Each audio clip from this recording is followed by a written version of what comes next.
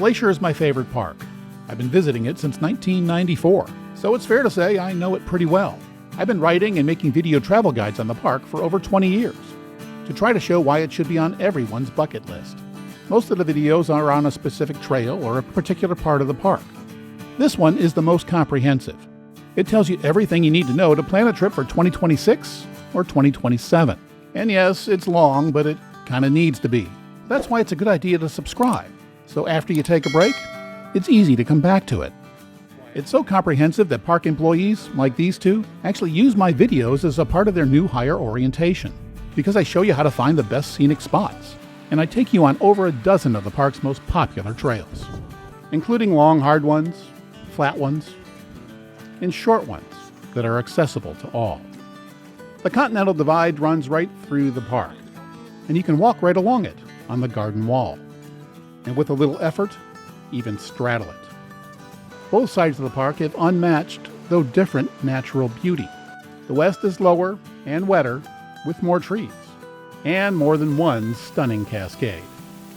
The east side is nearly 2,000 feet higher and drier, with fewer trees to block the glacier-carved scenery. It's where the prairies meet the mountains, and the home for lots of wildlife. And here the wildlife is truly wild. Glaciers shaped this landscape. They once filled these valleys, and they gave us beautiful lakes. It's a huge park in northwest Montana with 5 primary activity areas that can take hours to get from one to another. There's only one road across the park, the famous Going to the Sun Road. Many come here just to drive it, to see its mountains, lakes, stops along the way, and yes, glaciers. But I'm hoping this video convinces you to see more than the road, by maybe taking a hike to one of its remote mountain lakes, or taking a short stroll to a waterfall, or to seek serenity at the end of a broad valley. And of course, everyone should experience a glacier. I'll tell you how to see the sights in a tour boat, a tour bus, a kayak, on a horse, and of course on foot, which is my favorite. The historic lodges aren't bad either, and they're in spectacular places. I'll show you all of this and tell you where to find bighorn, moose, mountain goats, and of course, bears. I'll also tell you how to reduce your chances of getting a helicopter ride out of the park, like this guy. He was not a subscriber. So I don't recommend skipping the safety segment. I originally came here because I thought it'd be a great place to take some pictures, and it is. And after watching this, I guarantee you're going to come home with some great shots too.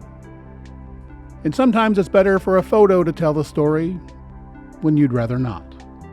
I can go on and on about this place, so feel free to skip ahead using the chapter marks. Or better yet, subscribe to make it easier to come back later, because this is a lot to go through in one sitting. This video took over 35 days to shoot and over 400 labor hours to put together. So if you like what you see, please click the like button and maybe subscribe. And if you're able, even contribute. I'm extremely grateful to those who have. Because most people see the park by driving across the Sun Road, that's how we're going to begin. I've driven across the road more than 100 times, and it's always special. Its east side is where the prairie meets the mountains. Its pullouts have lake views and glacier views. After a short walk, there are other surprises. When you're lucky, there's wildlife that's truly wild. The pass over the Rockies looks like this, and there's opportunities to stretch your legs up there too. The west side is wetter than the east, and it has more trees, even bigger cascades, and tall timber leading to a stream and a nice little waterfall. At its end, there's another lake view. We're going to cover all 52 miles like the sun does, from east to west. To get to the east entrance of the Sun Road, you head west at the town of St. Mary. And if this is your first time, be sure to stop at the Visitor Center. The east side is much drier than the west, and about 1,200 feet higher, at almost 4,500 feet. As we drive west, the road is sandwiched between Two Dog Flats on your right and St. Mary's Lake on the left. A sign on one of the first turnouts points to a very unique mountain. The waters from this small minor peak flow to 3 different oceans: the Pacific, the Atlantic, and the Arctic. The power of ice is plain to see above Two Dog Flats. This is the first of many geological features that I'll point out along the route. Millions of years ago, this land was under the sea. Sediment layers build up over eons. Some of the rock in the park is over 1 billion years old. More recently, several ice ages have come and gone. The last really big glaciers receded 10 to 12,000 years ago, though they got bigger again 6 to 4,000 years ago. This relatively flat section is excellent wildlife habitat. Shortly after sunrise, large herds of elk come down from the mountains and head towards the lake. Bears and other predators also like to drink from the lake in the morning. Never approach a bear. And don't even think about getting out of your car. It's much safer to see them from the window. At the western edge of the flats is one of my favorite places to stay in the park: Rising Sun. This side of the park is adjacent to the Blackfeet Nation. In fact, this side of the park was leased to the U.S. by the Blackfeet under a treaty that allowed for the formation of the park in 1910. By the way, the full length of the road doesn't usually open until mid to late June, and July openings are not uncommon because of the massive effort required to clear all the snow. And weather tends to close the road by mid-October. From the west, it can take 2 to 3 hours to get here. Luckily, there's a parking and rest area with a bathroom on the lakeside. The picnic area is nicely surrounded by trees. A short path leads to St. Mary Lake. This sign warns that a mountain lion has recently been seen in the area, so you need to be alert. The narrow beach is a nice place to take in the pleasant view, especially early in the morning. And if you're really lucky, you might even spot one of the smaller mammals in the park, like this alpine chipmunk. A little further up the road, there's a parking area for the St. Mary Boat Dock. I've taken this tour at sunset, and it's a good way to close the day. Just around the bend is one of the most photographed locations in Glacier National Park, the Wild Goose Island viewpoint. This is one of my favorite views in the park. I've been here 100 times, and it's always different and beautiful. The view changes throughout the day. At daybreak, it's dramatic. At mid-morning, the mountains are bright, and it's serene.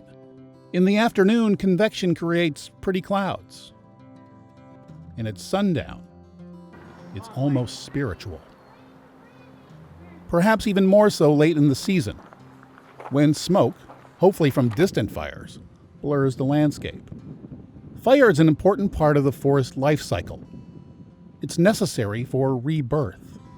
In 2017, a small fire, by park standards, burned the mature forest around this section of the road. Even trees in Wild Goose Island were burned. The next section of road climbs to an overlook with parking above St. Mary Lake. It's a nice viewpoint. And yes, that's Wild Goose Island. Again, the view can be quite different depending on the time of day and the weather.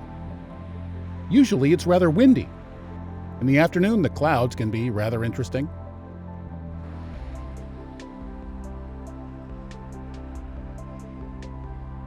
And one day, there was a rainbow.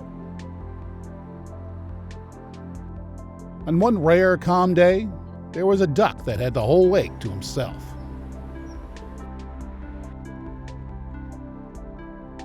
And if you're a rock hound, the opposite cliff face is interesting too. 2020 was my first fall trip to Glacier, and it won't be my last, because the color in early October was really nice.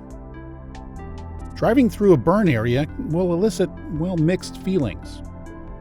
Dead trees aren't as pretty as a lush forest, but fire is natural and necessary.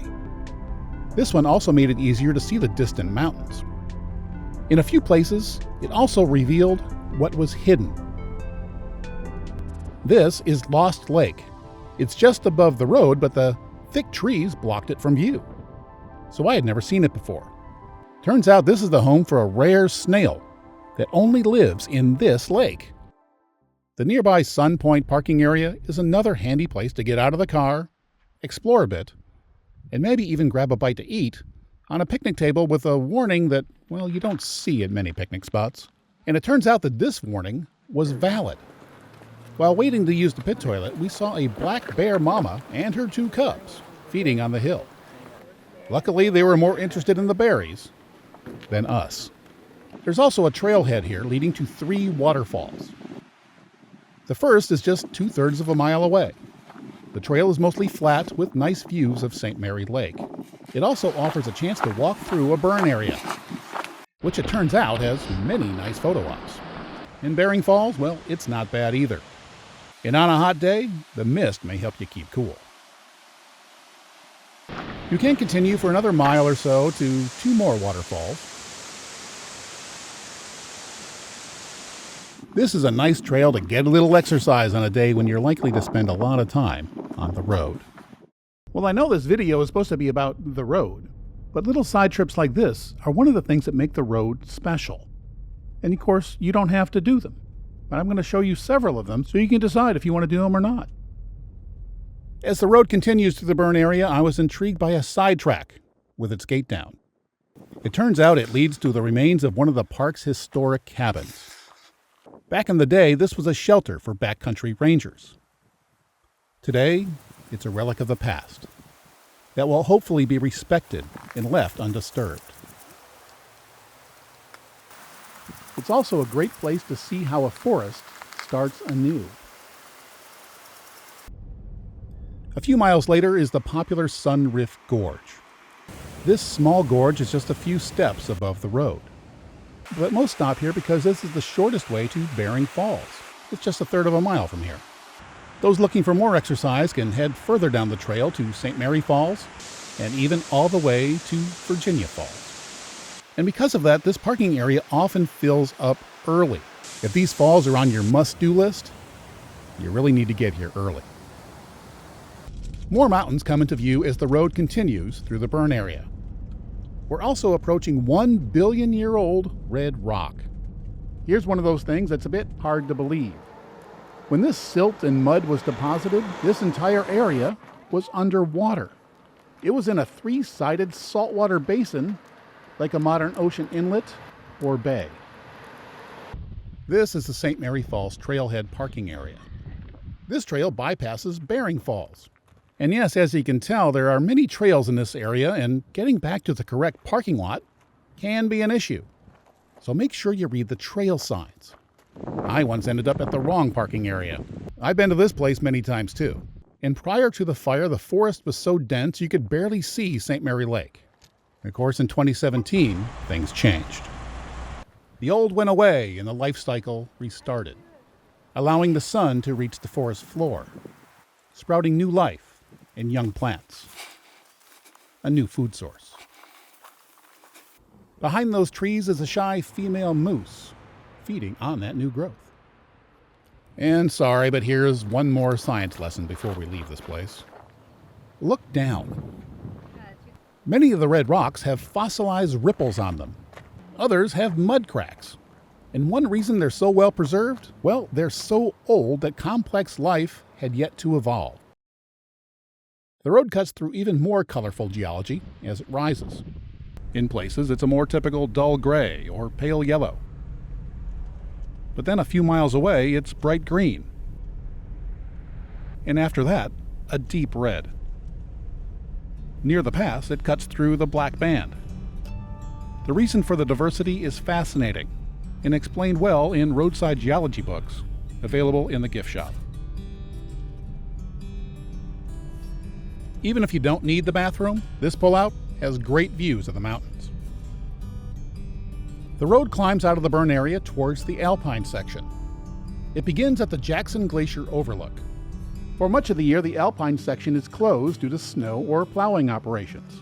But when it is, you can still drive all the way up to here. It's worth it because this is the best place on the road to see one of the park's glaciers. And Jackson Glacier is the biggest in the park. But this one, like all the others in the park, has shrunk over the decades. In 1997, I hiked up to Grinnell Glacier with Al Gore. I was also there when the U.S. Geological Survey inspected Grinnell Glacier 10 or so years later. Soon after that, the park's info sign started stating that all the glaciers in the park will disappear by the year 2020. This new one was installed in 2019, and it has no such claim. When I wrote the last version of this video, there were only 25 glaciers in the park. Today, the park claims there are 26. The glaciers have been melting for a very long time, since the Little Ice Age ended in the mid-1800s, but it's more noticeable now. If you want to see it up close, there's a trailhead at the end of the parking lot. The heavily used 15.4-mile trail to the glacier begins here. It climbs over 2,400 feet, so you need to be in shape. I decided to go only as far as Gunsight Lake. This section of the road is well out of the burn area. The road is about to get twisty, so if you're a slow driver and there are cars behind you, be nice. And use one of the pullouts because, well, you can no longer pass after the curve towards Piegan Pass. And that's where the speed limit changes from 45 to 35. Shuttle stops and a parking area tell you that this is a popular hiking area. The sign says Piegan Pass, and it's a trail I've enjoyed, especially the path through the scree field. But Siyeh Pass can also be reached from here, and it might be even better. This is the biggest of the two switchbacks on the east side. From here, the road climbs quickly, and around the next bend are a few pullouts with some of the best views in the park. This is one of those places where you can spend lots of time just taking it all in. If all the pullouts here are taken, don't worry, there's more up ahead. There are tunnels on either side of Logan Pass. This is the East Tunnel. The tunnels opened in 1933. They were the last sections of the road to be completed during its 9-year construction. The final switchback on this side is just up the road, and at the far end is Lunch Creek. This is another one of my favorite photo spots in the park. And if you're lucky enough to be here in mid to late summer when the bear grass and other wildflowers are plentiful, then it's even better. As the road gets higher, the views get more spectacular.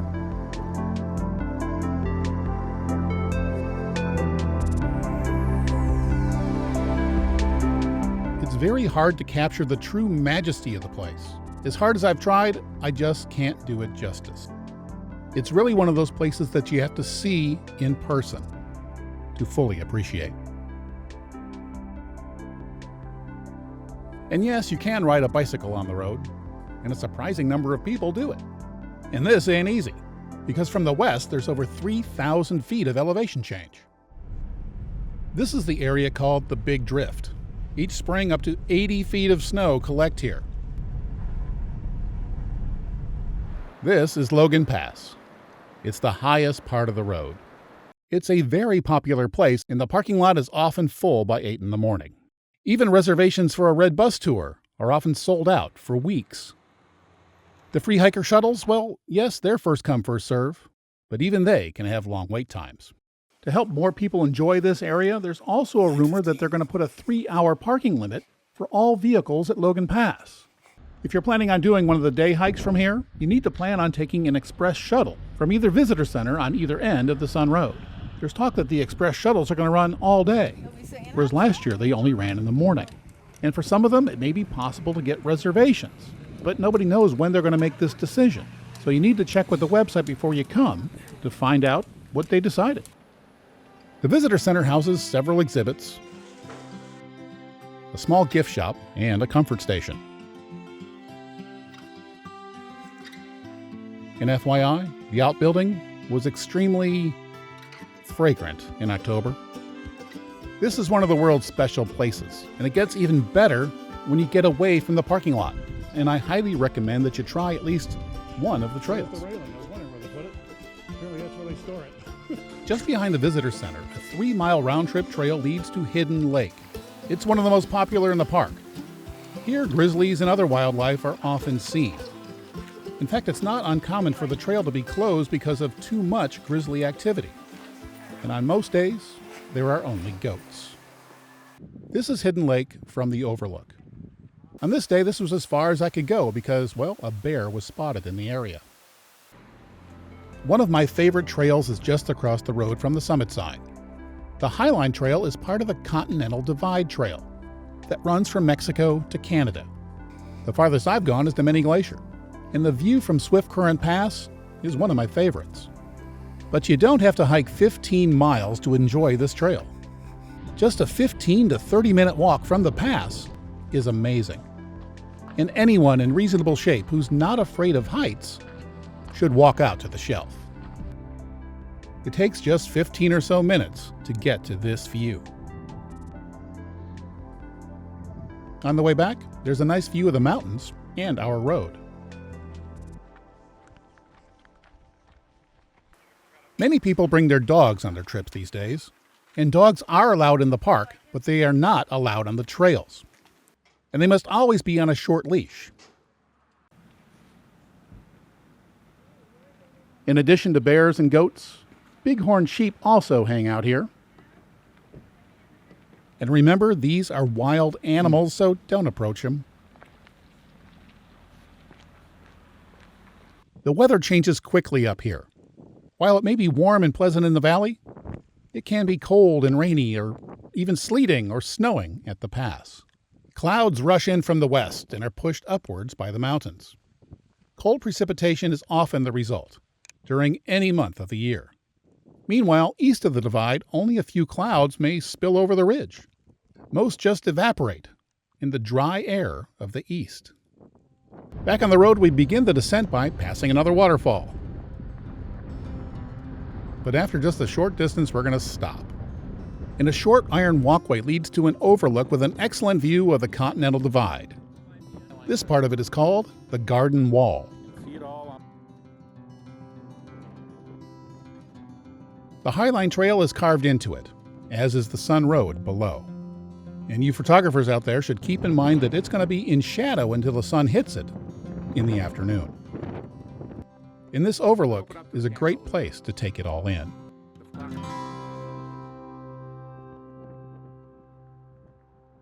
The descent is narrow, a bit twisty, and often crowded.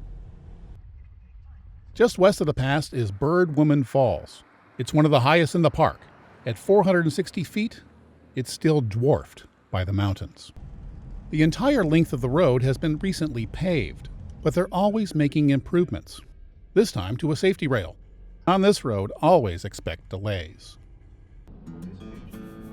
Heaven's Peak is one of the most striking on the west side. Its distinctive shape tends to draw the eye, no matter the time of day. The sun hits it in the morning. In the afternoon, it's in silhouette.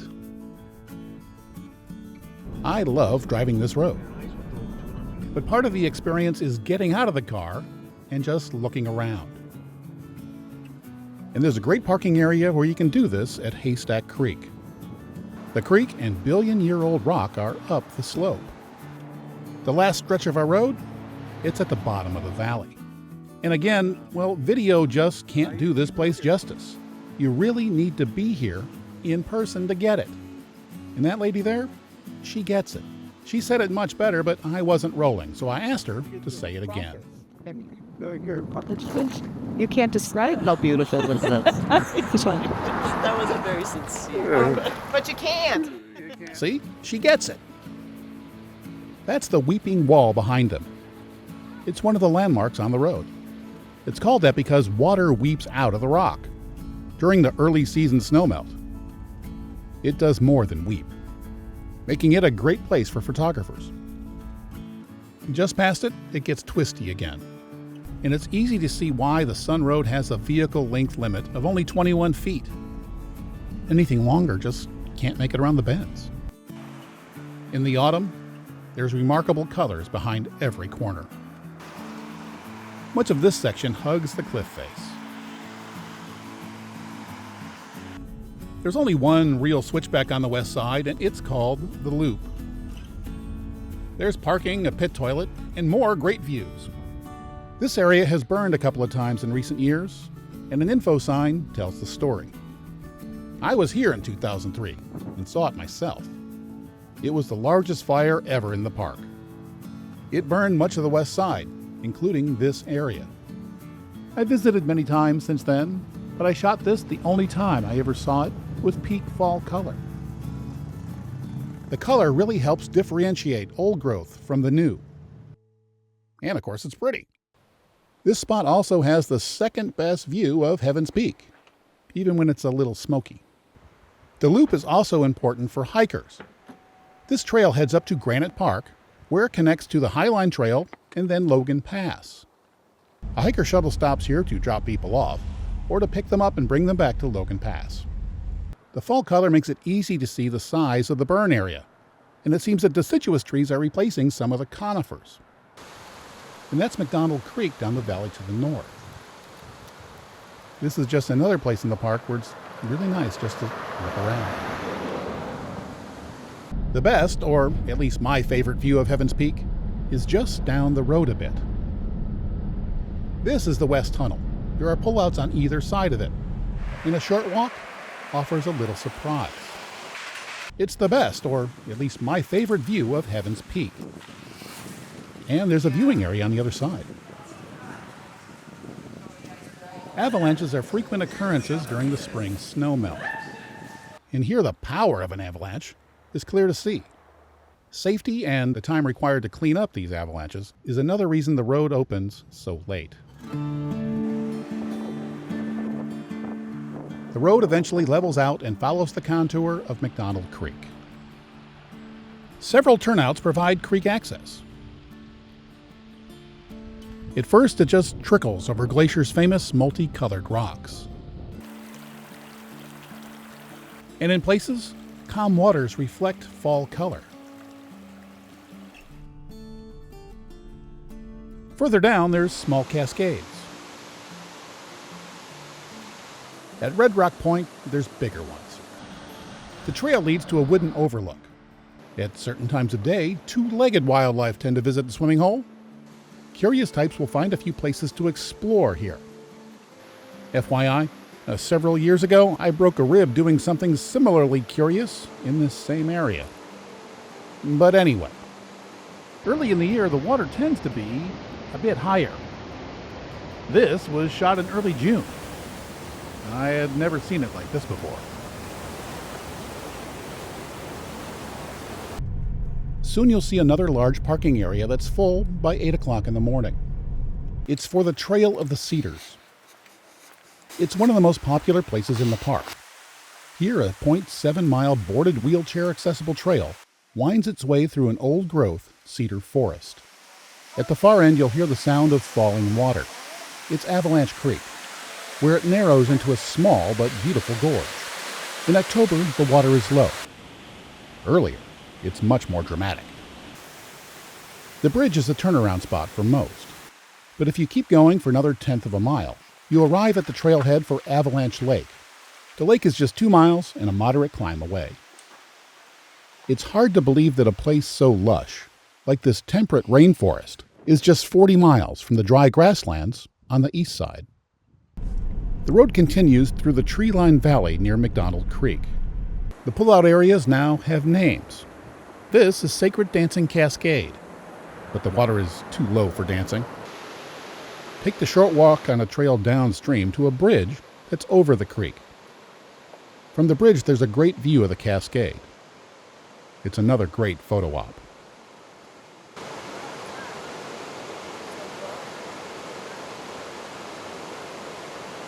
And below the bridge, there's plenty of space for quality family time.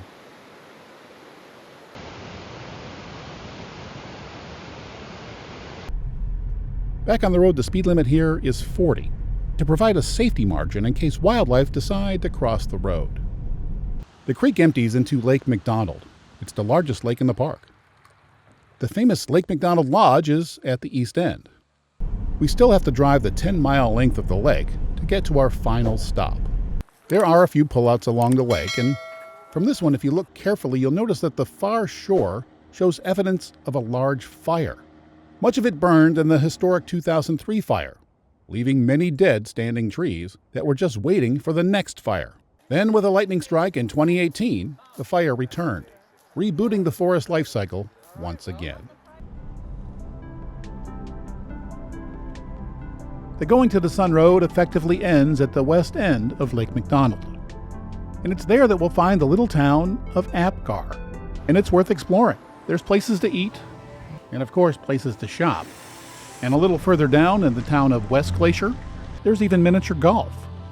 After you get tired of doing all of that, make sure that you walk down to the shore of Lake McDonald. This is one of the most famous views in the park. It's best in the afternoon, unless it's smoky like it was this day. But the sunrise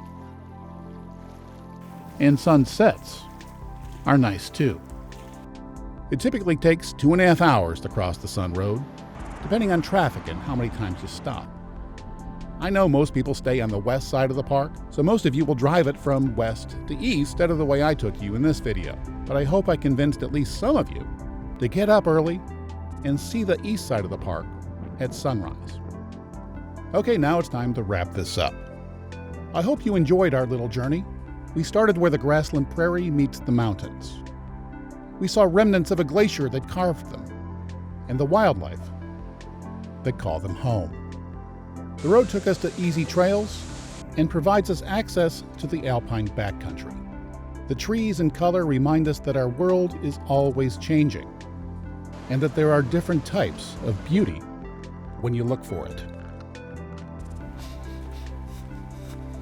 Nowhere else can you experience all of this in just a few hours, except on the amazing Going to the Sun Road.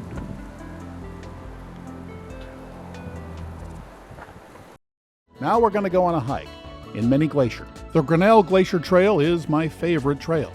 I've done it over a dozen times.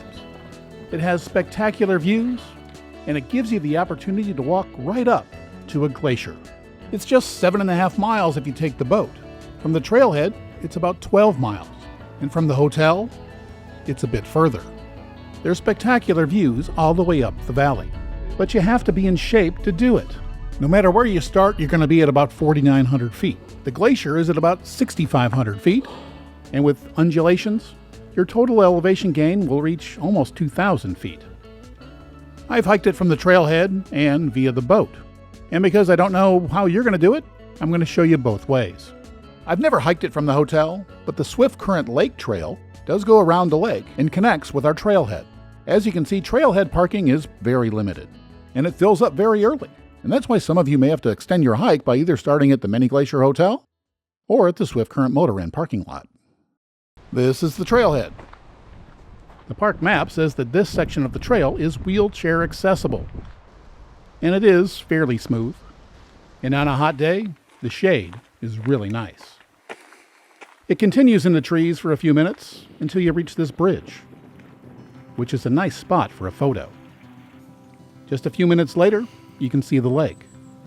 Then the trail goes along the shore of the lake until we reach our next lake, Lake Josephine. There's a 0.2 mile strip of land between the Swift Current boat dock and the dock on Lake Josephine. This little strip has a bit of upslope, but it's really the only climb on the way to Grinnell Lake. This is Lake Josephine. It's one of my favorite photo ops in the park, especially when the boat is at the dock. In the morning, Mount Gould and the lake is sunlit, and it's very pretty. The trail continues down the right side of the lake with a great view of Mount Gould. There are fewer trees, so it's more open, and the sun, well, it might beat down on you. You'll see plenty of berries in this section, and remember that where there's berries, there will also be bears. Hey, bear. I've done this trail over 20 times, and I've never seen a bear on it. But I do follow bear safety procedures. I make noise. One day on the return leg from Grinnell Glacier, some fellow hikers asked me if I knew that I had just walked right under a bear. Hey, bear. And I said no, I had no idea. Apparently because Hey, I bear. was making noise, and I did not surprise the bear, well, it left me alone. I could have been lucky, or maybe it's because I knew the rules. When you're a bit past halfway to the end of the lake, there's a fork in the trail. The left one goes to the boat dock. The right one goes up to the glacier. A few minutes later, we're high enough to see mist on the water. And we're at the point where the boat people join the trail. And now it's going to get awkward, because now we're going to go back to see how they got here. The tickets tend to go quickly, so it's best to get them online before you even get here. But if there's any left, you can get them here, or in the hotel. This is a tour boat, and they want to give you something for your $40. So it takes an indirect route while a guide talks and answers any questions. You can see here, way down the valley, that's Swiftcurrent Mountain. You got good eyes, you can see the box on top, that's a fire lookout. Yes. What's the temperature of the water? The temperature, it's very, very cold water. So right. At the other end of the lake, we make our 5-minute climb up that glacial moraine to Lake Josephine, and my favorite photo spot. This boat goes directly to the opposite dock. And on one trip, while I was struggling to find the autofocus button on my camera, there was a moose on shore. So it pays to look around. You never know what you're going to see. No matter the season, it can be cold in the morning. That's frost on the gangway. After the hike, when the boat picked us up, the temperature was near 70. Ranger hikes begin with a talk about safety. This is bear country, and it's the bears that have the right of way. We learned that the best way to avoid a bear encounter is to make noise. When a bear hears a human voice, it will likely get out of the way. But if you surprise a bear, it's likely to be unhappy, and you may have to use your bear spray to fend him off. This is a bit of a trail crossroads. Many trails connect here, so make sure you follow the signs and get on the right trail. The first time I took the boat, I may have been a little overconfident. I went the wrong way. I ended up at Lower Grinnell Lake, which added a couple of miles to my hike that day. The trail heads into the woods on a boardwalk over marshy ground, until there's a bridge over a stream, where there's another photo op. Just a few hundred yards from the boat landing, the climb begins. The trail gains a few hundred feet in the first 30 minutes, and on most days, the wind grows stronger. Soon, your efforts begin to pay off with amazing views of Mount Gould, which dominates the head of the valley.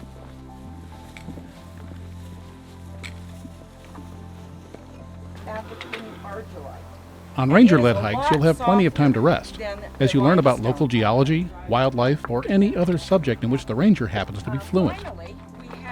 This ranger is into geology. She tells us sediments which make up the rock of the trail are very old. The layers were laid down hundreds of millions of years before even dinosaurs existed. Right next to the trail, there's evidence of the powerful forces which bent the rock and formed these mountains. She uses pieces of cloth to show how the layers of rock were bent and twisted by the forces. Look at how that rock is folded. The layers are almost vertical. On a rare, sunny, calm day, Lower Grinnell Lake is just gorgeous. The climb continues, and depending on the season, the foliage gets more colorful. While I struggle climbing, let me pass on something else that the ranger told us. The black band is 100 feet thick. It's an intrusive basalt that's 780 million years old. Back then, believe it or not, the North American plate was much nearer the equator, so it seems that the Earth has always been changing. Parts of the trail are trickier than others. Lower Grinnell Lake looks less gorgeous when it's cloudy and windy. We're walking over ripples that look like something you might see at the beach. And well, that's what they are. They're ripples. But these are even older than the black band. 600 million years older. I'm walking on what was once a tropical beach, and today it's 6,000 feet above sea level, which is more evidence of that constant change. There's a gentle rise over the next mile and a half, bringing Salamander Glacier into view. It's just above our destination. That saddle, it's accessible from the other side of the mountains, via the Highline Trail. We'll hike up there in the Highline Trail segment, which is coming up a little later. There are fewer trees the higher up you go, and the views of the beautiful Lower Grinnell Lake get better and better. The lake gets its vibrant turquoise color from small rock particles that were scraped off by the glacier. There are other trails in this area. In fact, a trail on the opposite side of the valley leads to Piegan Pass. Bears aren't the only mammals on the trail. This little guy will try to get your food, but don't let him. In this section, Lower Grinnell Lake is a constant, beautiful companion. The scale of the scenery, it's hard to capture on camera. Somewhere up there is the trail. In a few minutes, we're beside another cliff face. In many places, the trail is little more than a narrow shelf carved into the rock. There are a number of water sources on the trail, but even in this remote location, parasites may be present. So water must be filtered before you drink it. And this source is near one of my favorite viewpoints. And if you time it right, there may even be lupins. The glacier is now only about a mile away. Then it gets steep again. About this point, the trail switches back and actually loses a couple hundred feet. There's a clearing with a gentle slope as you head back up. If this were midsummer, it would be filled with blooming beargrass. And then it gets steep again. It's a single track, wide enough for only a single person to pass at a time. Then there's an outcrop with another amazing view.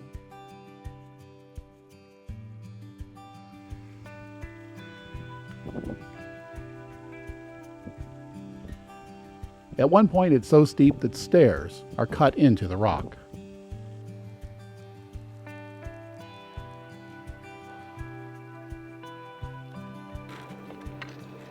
Soon you can hear the waterfall at the end of the valley, and then another incredible view. Depending on your speed and how often you stop for pictures, you've been on the trail for about 2 hours by this point, and you've climbed about 1,200 feet. So yes, you do need to be reasonably fit, or an 8-year-old boy accompanied by his rightfully proud parents.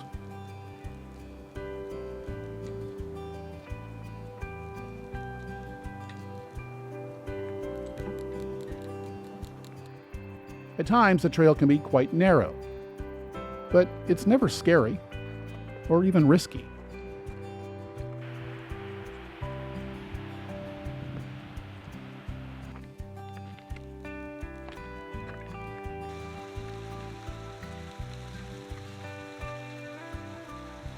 Soon you can hear the waterfall. Eventually, this meltwater will flow all the way to the Arctic Ocean. The trail was built in the early 1900s, but the first explorers bushwhacked their way up here in the 1850s. Back then, the ice extended all the way to the fall. Turn around to see where you've come, and you'll see the U-shaped signature of a glacier-carved valley and a string of aquamarine lakes. The boat dock where we started is at the near end of the second lake. Bears like this part of the trail because it's lined with berries. Ripe thimbleberries actually taste pretty good. Just before the rest area is the best view of the formation called the Angel's Wing. It looks like half the mountain was sheared off, and it was, by a glacier that once filled this valley.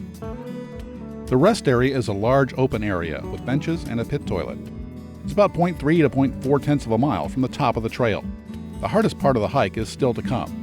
So this is a good place to stop, rest, have lunch, and maybe add a layer of clothing. Bighorn sheep frequently graze in the nearby meadow. This video was shot on a different day. If you're lucky enough to see a bighorn, remember that they are wild and unpredictable. The hike up the moraine to the Grinnell Glacier overlook is steep. It rises almost 400 feet, and for many, it's the most strenuous part of the trail.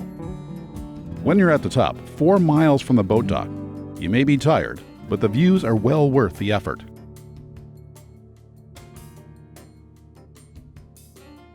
If you're lucky, you may see a bighorn sheep up here too. Few continue to the glacier. Most just rest here and take in the amazing scenery. The glacier itself is still about a half mile away. Some even cool their feet in the very cold water. There's much to take in. The rock face is 3,000 feet high. The waterfall nearly 1,000. Like Lower Grinnell Lake, the water here gets its striking color from glacial flour, scraped off by the glacier. Most of those who make it up here know that the glacier is shrinking, and they want to see it before it's gone. This film crew is from Japanese television. As glaciers die, crevasses form near the edge, or foot of the glacier. Ice then breaks off and becomes a berg. Bergs now cover much of the upper Grinnell Lake. Over time, some of the bergs turn on their side, revealing ice layers that are hundreds of years old. Layers are also visible on the wall of the arête.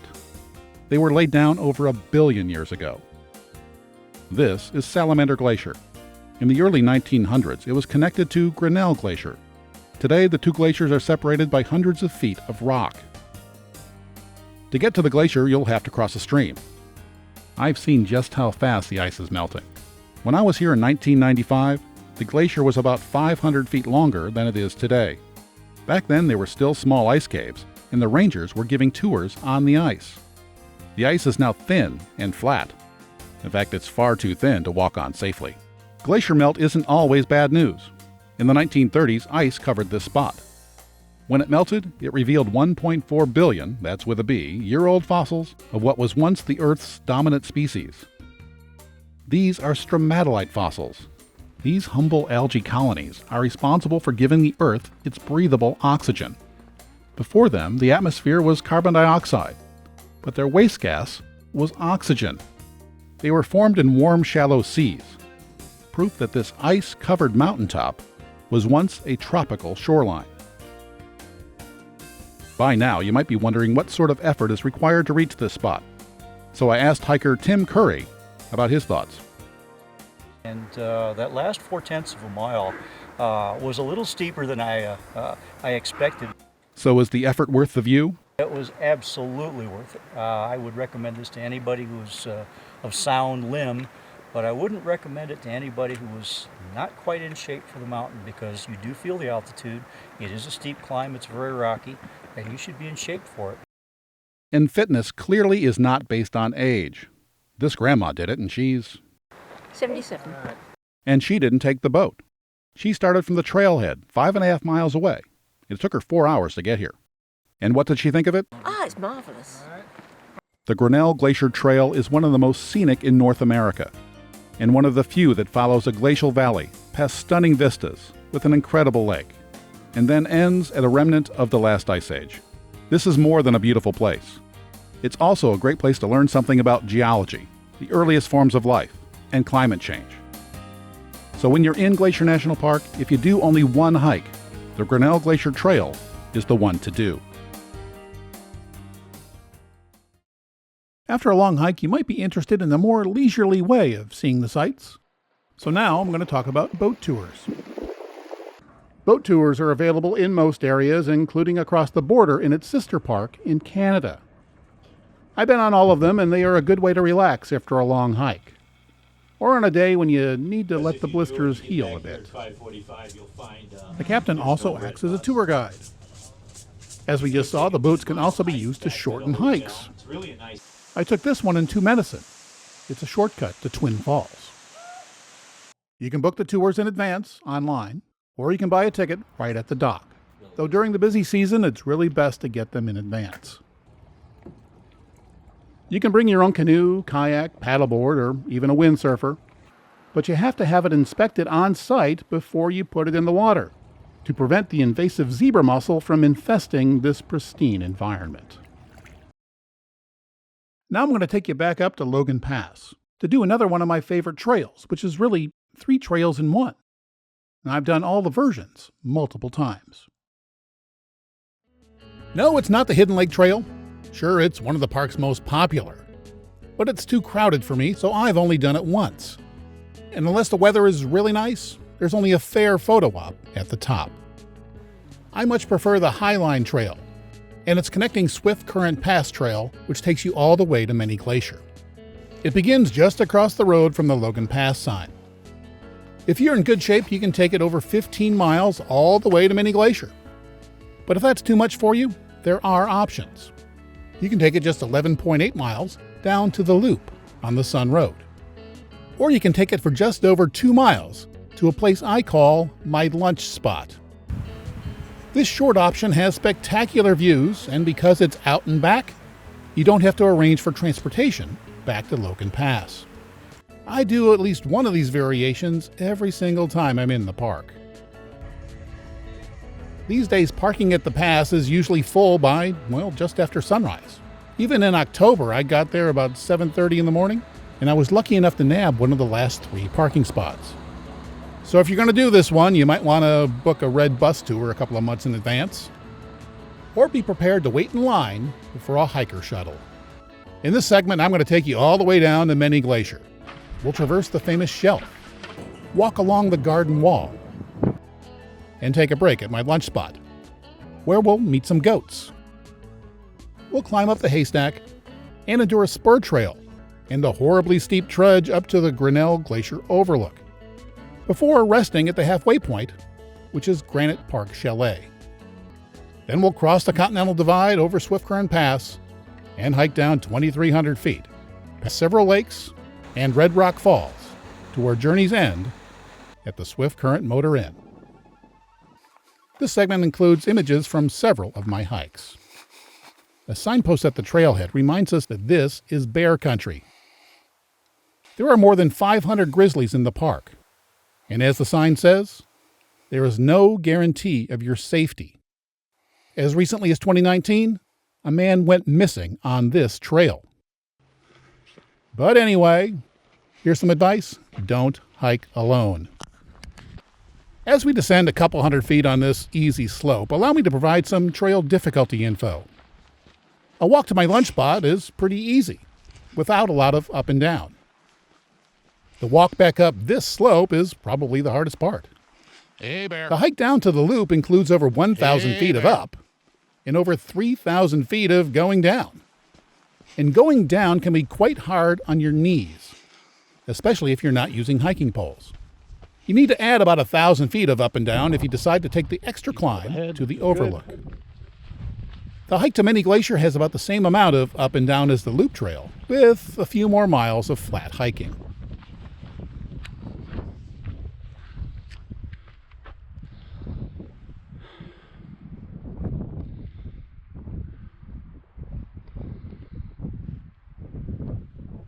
This is the shelf.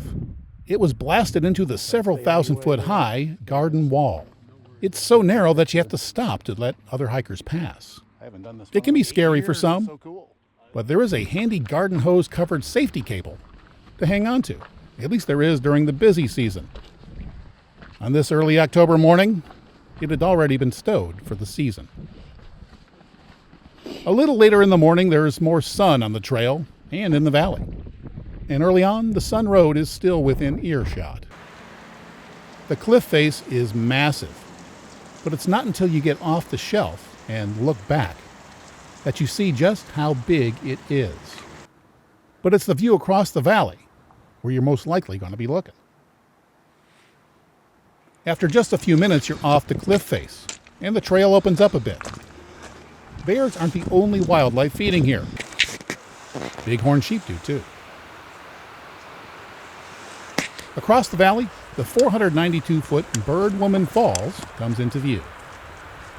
The trail cuts across the safety of a scree field. Then you're back in the trees where bear precautions are necessary. Some wear bells on their boots to let bears know that they're coming.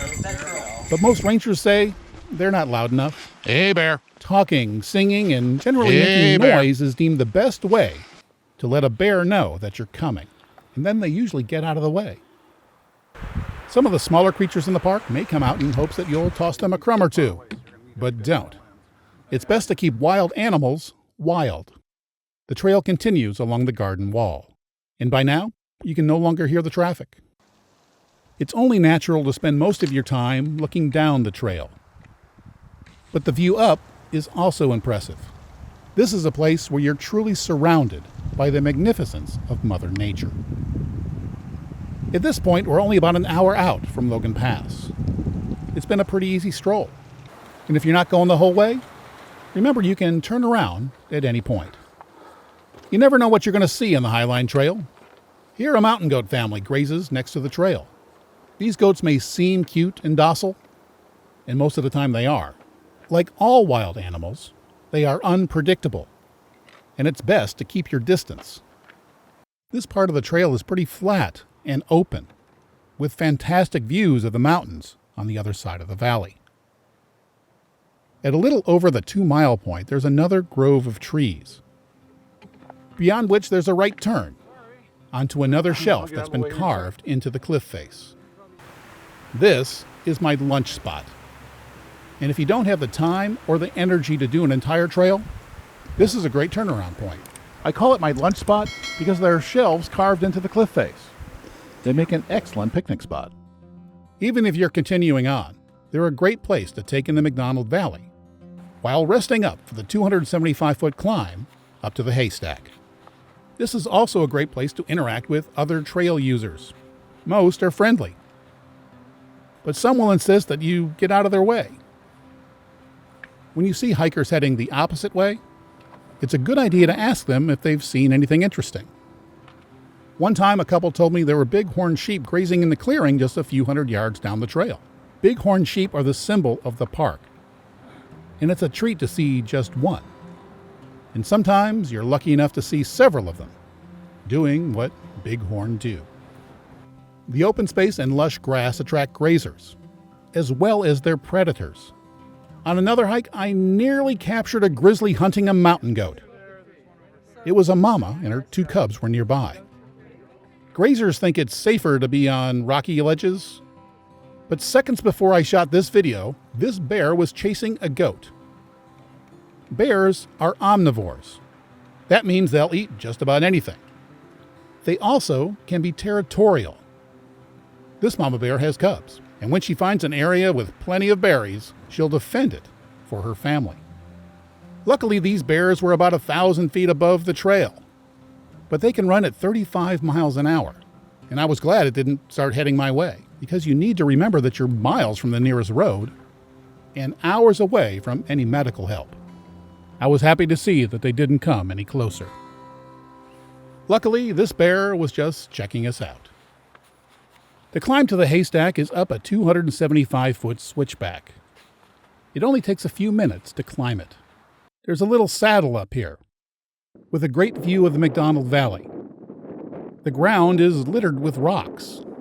Some of them are quite large. It's pretty close to the Continental Divide. The rocks either rolled down, but more than likely they were dropped by a glacier. This is a long hike, and except for the first time I did it, well, I didn't shoot any video on this part of the trail. So I'm going to have to go to Google Earth, as the trail follows the contours of the garden wall. For about the next 3 miles, the views are pretty much like this. Stunning. And there is evidence of past forest fires. For about the next 3 miles, we're paralleling the Continental Divide. Trees become more plentiful as we near the halfway point. After the trail takes a turn, there's a welcome sight in the distance. That's Granite Park. It's our halfway point. This signpost is a spur trail to the Grinnell Glacier Overlook. It's almost a mile long and goes up almost 1,000 feet. I went up there the time I did the shorter loop version of this trail. The slog up was brutal for me, but I made it, and I was able to peek over the Continental Divide to Grinnell Glacier. I quickly went back down, and I was quite happy to rest for a while at Granite Chalet. Weirdly, you can buy snacks here, and they're not even overpriced. These buildings were built in 1914 and 15 by the Great Northern Railroad as a lodging site for their customers. You can still stay up here, though reservations are quite hard to get, and they're very basic. You even have to bring your own bedding. But I'm told the nights up here are close to magical. You'll have the opportunity to talk to several of your fellow hikers here, perhaps about how they're going to get back to their cars if they're only taking a one-way trip. After a brief respite, it's time to leave the Highline Trail and head over Swift Current Pass. A few trails meet here, so read the signs to make sure you don't take the wrong one, so you don't end up at the Swift Current Overlook. A chalet stay makes these viewpoint hikes much easier. The trail up to the pass is a bit rockier than I remembered. It also has about 500 to 600 feet of up that I forgot about. It's just the kind of place where you might see bighorn. And I did. After about 3/4 of a mile, I'm at the highest point of the day. It's about 7,200 feet at the pass, and I was feeling it. From here, the trail drops 2,300 feet, most of it in the first 2 miles. If you're new to hiking, you may be surprised to learn that going downhill is harder on the joints. I'll use some of the old footage to illustrate. That was very close, hurt my right knee. It was steep, rocky, and perhaps due to my painful knee, well, I was in need of a, psychological boost. Well, that's what I came to see. This view. And I was tired. Didn't expect that last bit of up, 500 feet or so up. But the view is beginning to be there, and I can't wait to get a little further down the road. Feeling better, heart rate's getting back down to 125. Nice cool breeze in my back. Sunny, it's a good day. After 9 miles, I'm coming up to the view I've come to see. It's amazing. I'm at over 7,000 feet, looking 2,000 feet down a valley that was carved by a glacier 12,000 years ago, leaving a chain of beautiful lakes. In addition, I can faintly hear the sound of 3,000-foot waterfalls. This is a special place. There is no other way to see this. You have to hike here. You'll have to endure exhaustion, blisters, and pain, while hauling yourself, your sustenance, and your cameras for 8 hours to see this. That's 0.9 miles away. They say that you appreciate things more when you earn them. And they're right.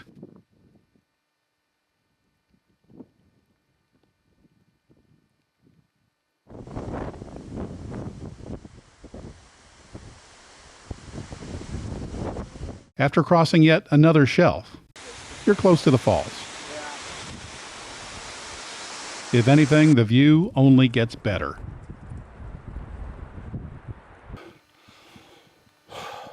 But the view's not bad. The falls begin at a melting glacier. This trickle will soon join others, forming the Swift Current River. I've done this part of the trail twice, and I wish I had more pics. Both times I was simply too distracted by the valley. It's really cold. This trail, like other alpine trails, are only open a few months a year, because the rest of the time they're covered in snow. This was shot in mid-July, and it was almost impassable. When I came around the corner, I saw this guy resting in the shade of the cliff. His buddies went up to the lookout. Knowing your limits is important out here.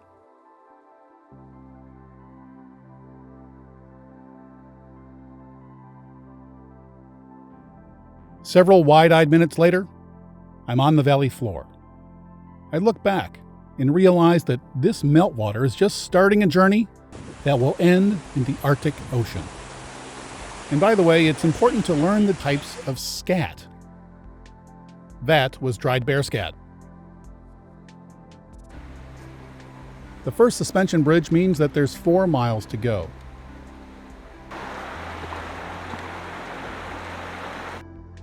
And yes, this part of the trail is the same one we were on earlier when we went to Bullhead Lake. And yes, this is the lake. As I've been here many times before, well, I'm not stopping as often to shoot pictures. Frankly, I was tired and sore, so I did the last 3 miles in less than an hour, including a stop to Red Rock Falls. It's just a short walk off the main trail, and it means I'm only 1.8 miles from the end. While it would be nice to stay and appreciate it, I do so only briefly. It's been a long day, and I'm much more interested in basking in the luxury of a sparse, TV-less room with my boots off. Several minutes later, 8 hours after starting out, and carrying a lifetime of memories with me, that's what I did. I've shown you 2 of my favorite trails in great detail, and, well, we just can't do that for all the trails in the park. This thing's long enough already. So this time I'm going to give you an overview of the trails in one of the most popular areas of the park, Lake McDonald. I've already shown you the Trail of the Cedars, Avalanche Lake, and the trails along the Sun Road. This area also has hikes to high peaks. Away from the Sun Road, there's a hike with a great view of Lake McDonald from the Apgar Lookout. If you've been to the park's website, there's a webcam at this spot.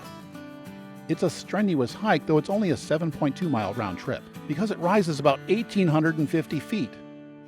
There's little shade, and it's frequented by bears, so bring your bear spray.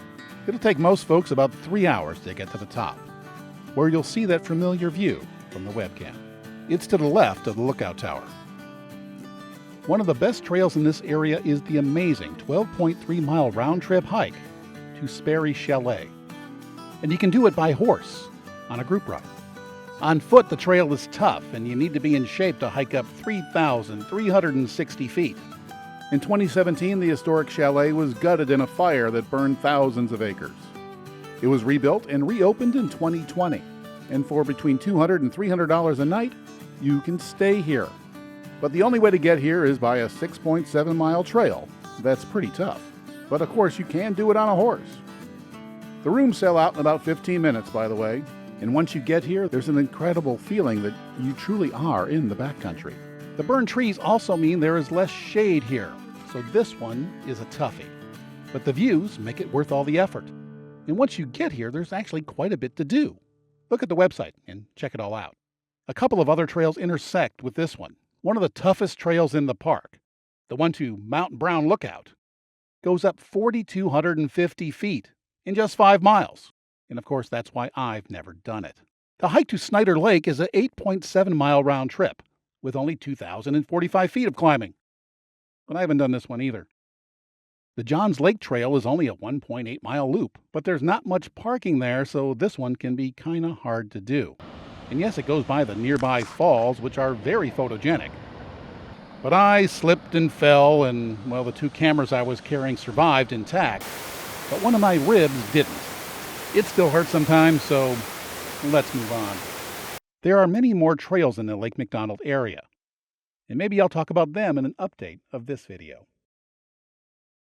Now that I've shown you what my favorite park has to offer, I'm thinking that you might be interested in staying here. So I'm going to tell you about its lodging options. I'm going to give you a tour of each of the park's historic hotels, its motor inns, and its cabins, as well as camping options. I'll even tell you about its backcountry chalets. And I'll go over the unnecessarily complicated booking process for all of the in-park accommodations. Most of the rooms for 2026 are already booked, so you have to plan ahead, or get lucky with a cancellation. You can book a room in the park for 2027 up to 13 months in advance. But if you're like me and you want to come this year, there are plenty of rooms just outside the park. I avoided staying in those for about 20 years. But recently I've experienced it, and I've become aware of the advantages of staying in a modern room after a long hike. So I'm going to show you some of the nearby hotels, as well as my favorite motel. If you're a camper and want to come this year, well, you've still got a shot at getting a site, because some of the in-park campsites are available on a first-come, first-served basis. But I'm going to start by showing you these beautiful hotels. About 3 million people visit the park every year. They come for the spectacular scenery, the wildlife, and perhaps the chance to experience the early 1900s version of luxury. The largest hotels are historic beauties, built by the Great Northern Railroad. They have floors that creak, walls that are thin, no TVs, and beautiful lobbies with very slow Wi-Fi. Though I hear they are working on upgrading it with Elon Musk's Starlink system, which will greatly improve things. The park is so remote that they're only open for about 110 days a year. To stay in the park, you have to plan ahead. There's less than 1,000 rooms in the park, and they're often booked 13 months in advance. So most of us don't get to stay in the park. There are many campgrounds, and a few of them take reservations which are also booked months in advance. Local businesses on the west side of the park have responded with accommodations at many price levels. From the traditional full-service hotel to my favorite motel, which is just a few miles from the west entrance. Glacier National Park was created in 1910, thanks in part to the Great Northern Railroad, who brought the tourists here. They arrived at either East or West Glacier. They toured the park on horseback, and at the end of each day's ride, they stayed in tents or small chalets built by the railroad. It wasn't long before those accommodations weren't posh enough for the wealthy Easterners who could afford these trips. So the Great Northern started building large, modern hotels in spectacular places. These hotels are much the same today as they were when they were built. Some have been recently renovated, but they're still pretty basic by today's standards. If you're expecting to find features and amenities that you would find at any major city hotel costing this much, well, you're going to be disappointed.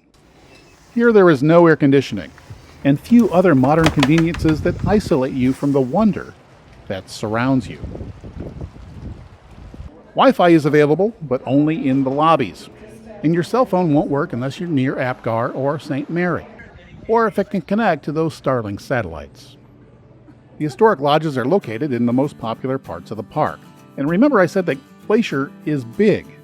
Well, these lodges are at least 50 miles apart, and it'll take over an hour to get from one to another. I'm going to start at the beginning, which is a pretty good place to start. You can still arrive by train at East Glacier. Red buses provide tours, and there's a shuttle bus service to the rest of the park. Glacier Park Lodge was completed in 1913 with 61 rooms. An annex was later built with another 100 rooms. This is the only lodge outside the park boundary, which is why it's legal to fly the drone here. The entire east side of the park is on Blackfeet tribal land. When the locals saw the lobby for the first time, they called it Big Tree Lodge, because it's supported by 60 large trees that still retain their bark, which apparently is hard to do. There's also a fancy-ish restaurant and a bar lounge with more casual fare. And of course, there's a gift shop. The lobby also has a display that teaches the history of the area, as well as some local art. It's also a great place just to kick back and relax. There's a variety of rooms at different price points. This is one of the bigger ones. It has been recently renovated, it's comfortable, and it reflects the local environment. And there's a great view of the mountains. The smaller rooms are nice too. And I wonder why the hallway is so big. Back in the day, this was a destination hotel, so there's a 9-hole golf course. And of course, you can tour the park on a red bus.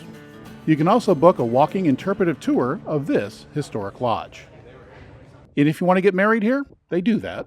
It's become a popular wedding venue, and they got 3 ballrooms. The park's trails and boat tours are just over 10 miles away. If you come by train, you can rent a car here, or you can use the park's red bus tours or its shuttles. But I'd ask the hotel staff how to navigate your transportation issues before booking a room. Once you're past the town site, the road becomes a great driver's road, with plenty of twists and nice views. And then it heads down to the Two Medicine Valley. This is the Two Medicine Gate. When the Sun Road is not fully open, this corner of the park tends to be pretty busy. Just about a mile past the gate, I tried to park at a trailhead. But even on an early June day, I had to double park just to get this shot of the trail. The main Two Medicine parking area is a couple more minutes down the road, near Two Medicine Lake. Into a parking place because the parking lot's full up. Already. Here too, on this cold, rainy day, the main lot was full, and it was just after 10 in the morning. But luckily, the camp store lot wasn't full. The camp store provides services for the campground nearby, which has about 100 sites. The sites here are available on a first-come, first-served basis. This lack of parking means that the trails here are less crowded than others in the park, which is a good thing, because some of the most scenic trails in the park are here, like the one to Scenic Point. It's a part of the Continental Divide Trail. Experienced hikers will tell you that the best multi-day hikes in the park are here too. And another can be combined with a boat ride, like the one to Twin Falls.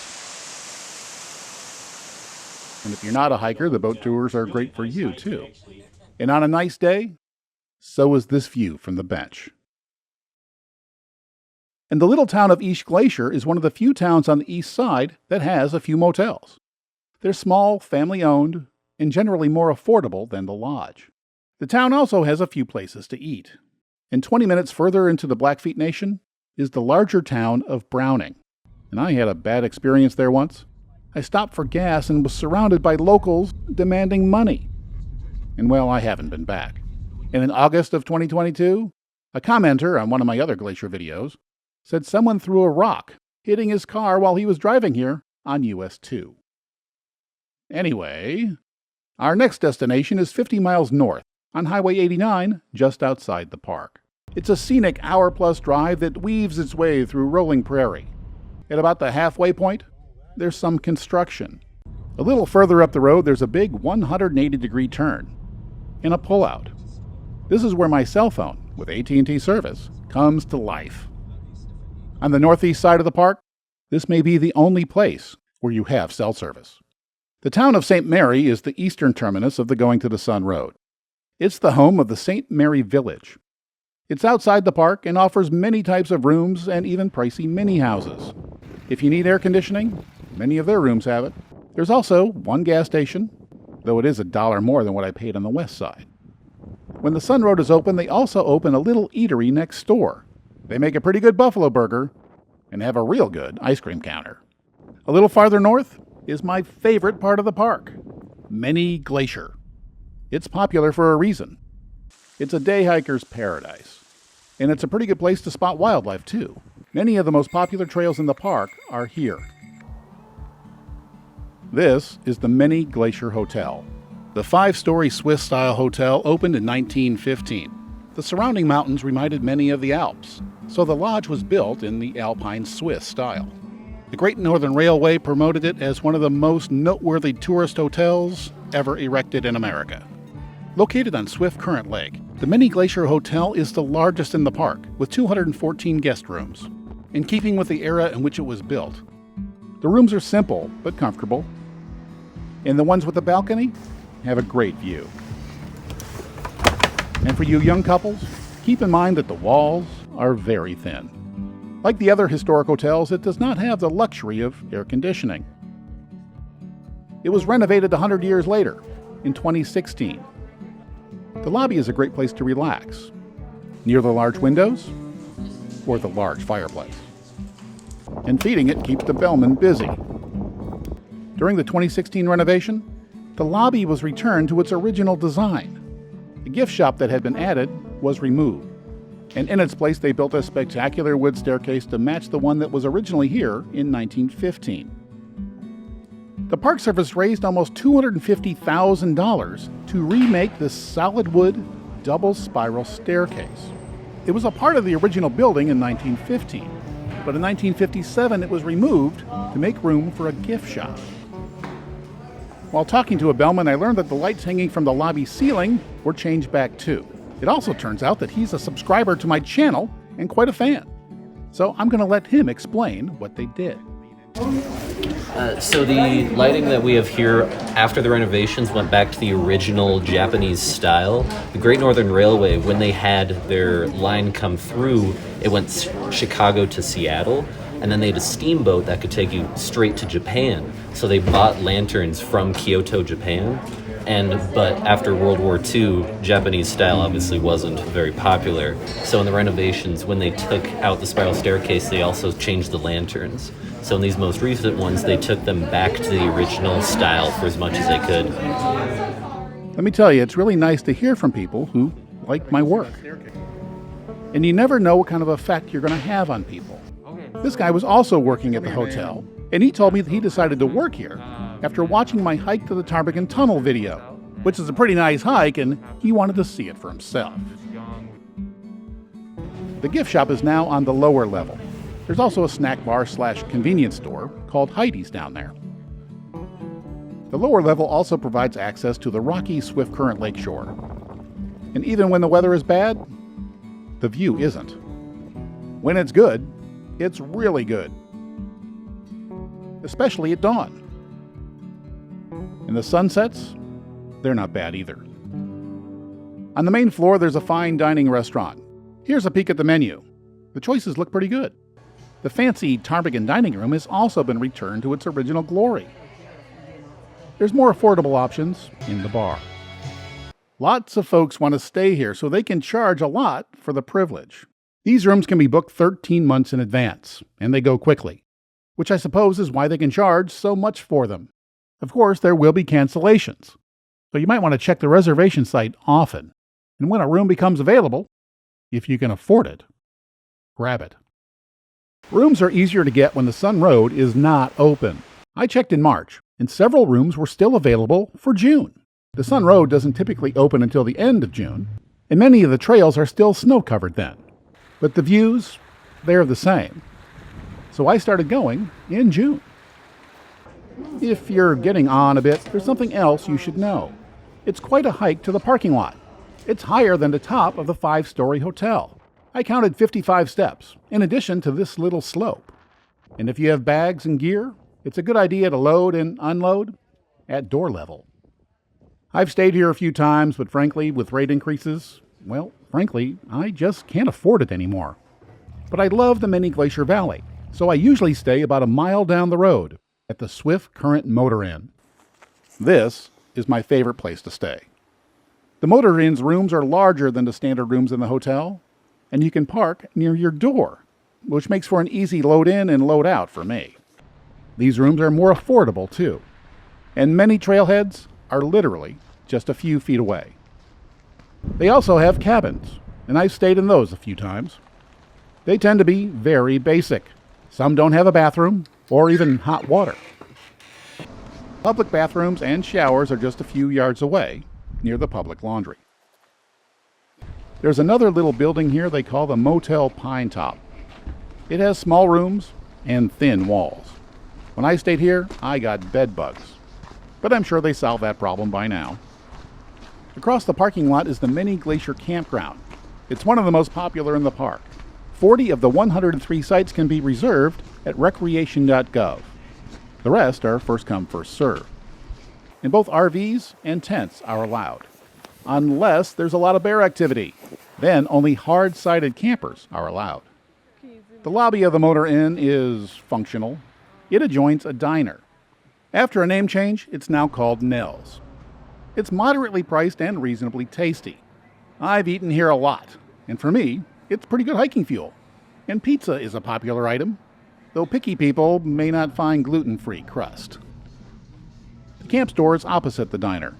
It's well equipped with reasonably priced sandwiches and other packaged food, and also has some supplies, like bear spray. But more importantly, they have huckleberry soft serve ice cream. Even if you're not a hiker, there's much to do in Mini Glacier. You can take a trail ride to Cracker Lake. It's the bluest in the park. Every night in the Swift Current parking lot, there's a wildlife spotting party.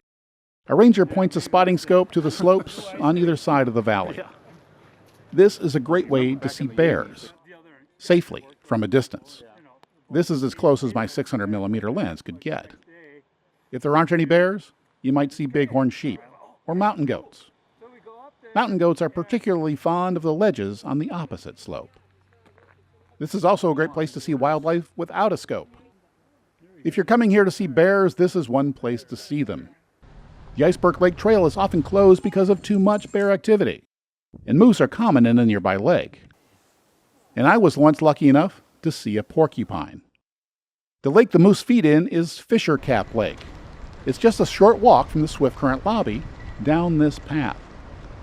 The moose go to the lake to feed, and they tend to do so most evenings around dinner time.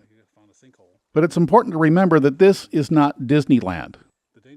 Sometimes we encounter bears on their search for berries. It's important to remember that this is the wildlife's home. We are the intruders. That doesn't actually melt away all summer, and so continuously at the end of the parking lot near the campground, there are informative ranger programs. I've heard many of these, and well, they're always interesting. And the rangers also give talks in the Mini Glacier Hotel, often with a slideshow. During the day, there are boat tours on Swift Current Lake and nearby Lake Josephine. Canoes and kayaks can be rented, but if you bring your own, it has to be inspected for zebra mussels before you can put it in the water. Don't be responsible for contaminating this pristine water. If photography is your thing, then you gotta love Mini Glacier. Sunrise in front of the Mini Glacier Hotel is one of the best you will ever see. And seeing things like this is one of the best reasons to stay in the park. I took all of these images in Mini Glacier. The park's other historic lodge is on the busier west side of the park. It's at the eastern end of the largest lake in the park, Lake McDonald. Lake McDonald Lodge is also in the Swiss style, but it wasn't built by the Great Northern. It was built by a local to compete with the Great Northern's East Side hotels. Its 3.5 stories were finished in 1914 as the Lewis Glacier Hotel. In 1957, the name was changed. Out back, there are 18 rentable cottages with a lake view. The real entrance, the original entrance, is on the lakeside. The first visitors got here by boat because the road wasn't built yet. And that explains why this entry is so small. It's really the back door. The lobby is smaller than the others, but it's still a nice space. A large fireplace covers one wall. The lodge has only 82 rooms, but there are those 18 cottages. And a short distance away, there's also a motor inn. Like the others, this can be a pretty pricey place to stay, and the restaurant caters to those who can afford to stay here. There's also a bar with a few food items. I've never stayed here, mostly because there aren't any trails just outside the door. But it's another place where you are able to get on a horse and do a trail ride. This is more of a place for the tour bus crowd. If you're not going to do any hiking, this just might be the best place to stay. Well, that's all of Glacier's historic hotels, and a couple of their nearby motor inns. There are 2 more motor inns. They're at either end of the Going to the Sun Road. The Apgar Village Inn is on the west side, and Rising Sun is on the east. We're going to start 10 miles west of the Lake McDonald Lodge, where a few buildings make up the town site of Apgar. The Apgar Village Inn is on the west shore of Lake McDonald. It's the only place where you can get a room this close to a lake. Another advantage to staying here is that you're in a little walkable town with shops, cafes, and other services. You can rent a kayak, an e-bike, or even a can of bear spray here. You can also book a horseback ride or a rafting trip. And for the kids, in nearby West Glacier, you'll find a hatchet and matches store with a fine example of vertical integration, because they sell first aid kits too. Did I say that with enough sarcasm? Anyway, the rooms are pleasantly furnished and have huge windows so you can see the lake and the mountains. And they have little kitchens too, so you can save money on meals.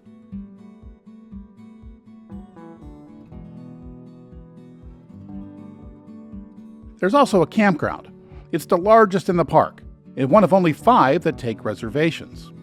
And the only way to book them is on the recreation.gov website. The campground has trees that provide tent and RV campers with shade and some privacy. There's potable water, flush toilets, and showers.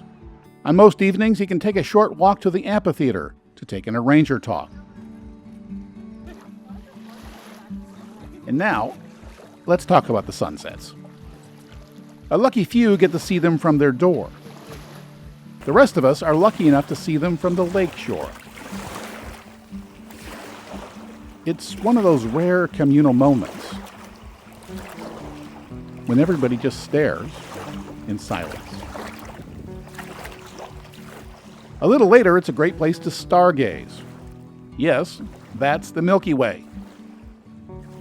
And if you're really lucky, you may even see the northern lights. If possible, the pre-dawn and sunrise is even better.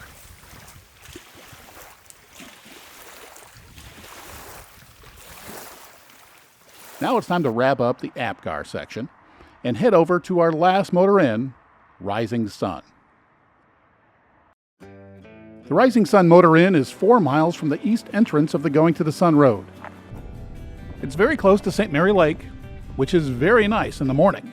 There's a reason they call it Rising Sun. The way the light hits the mountains here is spectacular. You can also take a boat tour on St. Mary Lake. The ticket office is just down the hill. The rooms and cabins are similar to those found at Swift Current. They are simple, basic, and comfortable. The cabins are tucked away in the woods, and they're a step up from those at Swift Current. There's also a camp store and a restaurant. And by the way, I've stayed in all of these rooms, and they have every place I've mentioned so far. This is another great place for photography. It's where the prairie meets the mountains, and where elk graze in the morning. And Wild Goose Island is just up the road. It's an amazing spot. A little further down the road are trailheads to several waterfalls. So when you're looking for an adventure near the Going to the Sun Road on the east side of the park, consider the Rising Sun Motor Inn. Before I tell you about the backcountry chalets, I need to mention the classic hotel that's in Glacier's sister park, Canada's Waterton Lakes National Park. In 1932, these parks were united to form the first international peace park. It's here where the Great Northern built the Prince of Wales Hotel in a pretty good spot. As the name suggests, the hotel features British charm, with a high tea served daily. The hotel overlooks the town site of Waterton. There are a number of other hotels and tourist services in the town. The lake straddles the U.S. and Canada border. A cruise can take you to trailheads along the shore and to the U.S. side's tiny outpost called Goat Haunt, if it's open. Other water activities are available on Lake Cameron, about 20 minutes away. Hikers have several options depending on your ability. The fittest should do the Expert Lk Trail. It's a tough one, but amazing. This old hotel has just 86 rooms, so only the privileged few get to stay here, but all of us get to enjoy the view. At the opposite end of the comfort spectrum, you can reserve backcountry camping permits throughout Glacier National Park. You'll have to pack out what you pack in, and you'll have to secure your food from bears. But there is an easier way to stay in the backcountry. Remember I said early visitors stayed in chalets throughout the park? Well, 2 of them are still around. Granite Park Chalet is in a notch below Swift Current Pass. The only way to get there is to hike. The easiest way starts 7 miles away at Logan Pass. You have to bring your own bedding, and you don't know who else is going to be in the bunkhouse with you, but it is drier than a tent.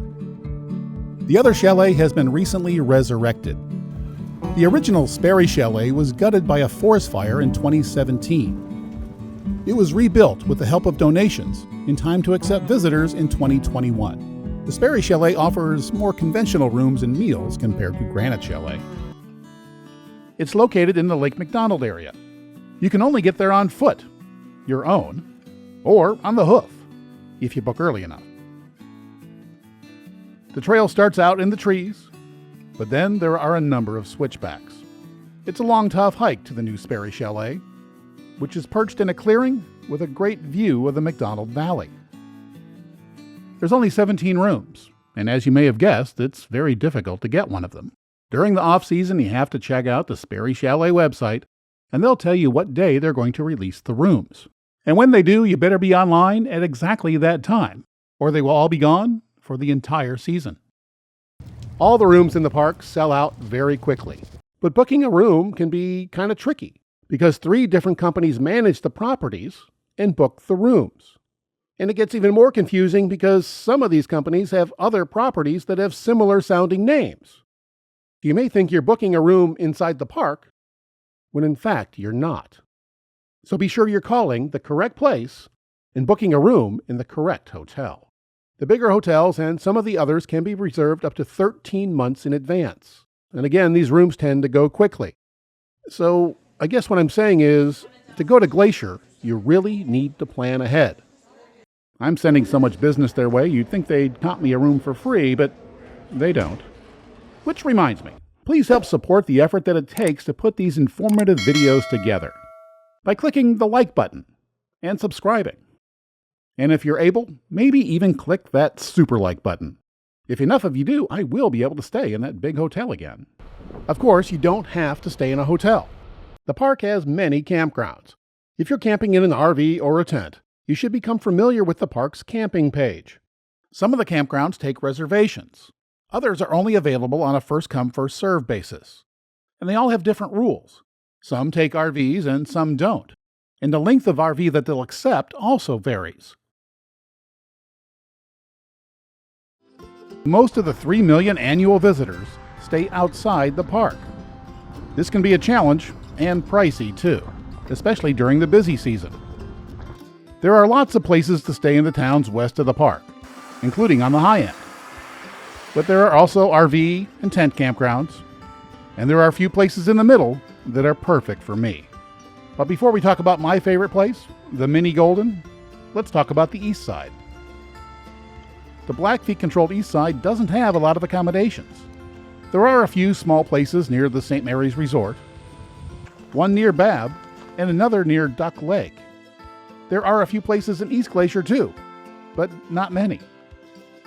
The closest airport to the park is about an hour west, in the town of Kalispell. There are lots of hotels and restaurants there. Further south is the Flathead Lake tourist area. It's the largest natural lake west of the Mississippi. And don't worry, this was shot in early June before things were ramping up for the season. Closer to the park, there's the towns of Whitefish and Columbia Falls. But my favorite place to stay on the west side is the Mini Golden Motel in Hungry Horse. It's just a few miles from the park's west entrance. I found it by searching Google Maps. I don't use booking sites because they take 10 to 20% of the take away from the small business. Because I have so much equipment, I prefer to stay on the first floor of places where I can back right up to my room door. It makes unloading and loading much easier. And there's an added bonus when there's no second floor. That makes the Mini Golden the perfect place for me. And besides, I like to support small businesses. The Mini Golden was built by a retired Navy man who was paralyzed by a drunk driver while on active duty. Today, it's managed by his daughter. Sadly, her handsome Malamute passed away recently. But yes, your dog is welcome too. The veteran designed 9 of the rooms to be wheelchair friendly. And for security, they even have a peephole at wheelchair height. This is one of the wheelchair friendly rooms. As you can see, it's big. It has a kitchenette, a nice sized fridge, and a dining table. And this really big bathroom. A wheelchair can actually roll right into the shower. It's in a handy location too. There's a grocery store right across the street, which made it easy to get provisions for my days in the park and to cook my own meals when I got back to the room. This was a great place for this minor filmmaker, but it was also good enough for international movie star Ewan McGregor. He stayed here while shooting a motorcycle road trip show. By the way, even the standard rooms are quite big and have 2 beds. I stayed for 5 nights, which gave me an idea of how most people experience the park. After a long day exploring and hiking, it was nice to return to a large temperature-controlled room with a fridge and a stove and working Wi-Fi. It turns out there are advantages to staying outside the park, and I'll be back to the Mini Golden. Well, that's about all I've got to say about the amazing lodges in Glacier National Park. Staying in them is a special experience. They're in great locations, making it easy to get on the trails, but it's hard to book a room, and frankly, they're getting too expensive for many. But if you can't get a room in the park, that shouldn't discourage you from going to Glacier. There are plenty of options just outside the park boundary, and I'm surprised to say, well, there's some advantages to staying off-site. But nothing can compare to the amazing views that you get when you stay in the park. And now it's time to show you another of my favorite trails. This one features several lakes, a moose feeding ground, a climbable waterfall, and amazing geology. And it's proof that a beautiful trail doesn't have to be difficult. The trailhead is located near the Swift Current Motor Inn parking lot. The trail begins in trees. One is rather unique. After about 5 minutes, a spur trail leads to Fisher Cap Lake. Moose live in this area, and they feed in the lake nearly every day. Some say that most of the images of moose you've seen in nature calendars were taken at this lake. They feed on plants that grow in shallow water. The females tend to feed in groups for up to hours at a time, providing plenty of time for photographers to get a nice shot. They train their young to hide in the nearby brush. Moose move methodically in the water, but they can move quickly when they want to. Moose are the largest members of the deer family. This is clearly apparent when they get on shore. They are accustomed to people, but they are still wild, and you shouldn't get too close. Bulls tend to feed by themselves. The best time to see them is late afternoon to early evening. Bears tend to come down here around dusk, so it'd be a good idea to be off the trail by then. Deer also feed here, near the shore. A few minutes further down the main trail, there's an interesting green rock formation. In places, berries grow along the trail. They are a favorite food of bears. So where there are berries, there eventually will be bears to eat them. Talking, singing, or making any noise that sounds human is a good idea when walking in bear country. About 1.5 miles from the trailhead, you're at the eastern end of Red Rock Lake. It's another 1/3 of a mile to Red Rock Falls. From time to time, the trail heads through trees.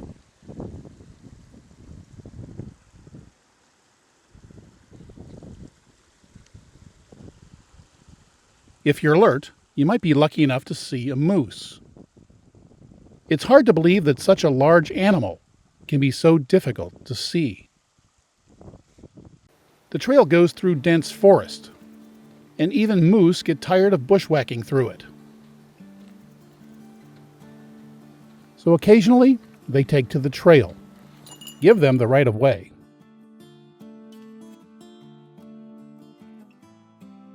Just before the falls, the geology gets bizarre again. Just imagine the forces required to bend this rock formation. Also notice that earlier the rock was green. Here it's red. Rangers frequently walk the trails looking for signs of bears. Anything out there of any interest? Well, fleeting sighting of a grizzly. This ranger was warning hikers that a grizzly was using the trail to get over the mountains via Swift Current Pass. Red Rock Falls is at the 1.8-mile point. This is a favorite spot for families. There are plenty of rocks for kids to climb on. So far, the trail has gained only about 100 feet.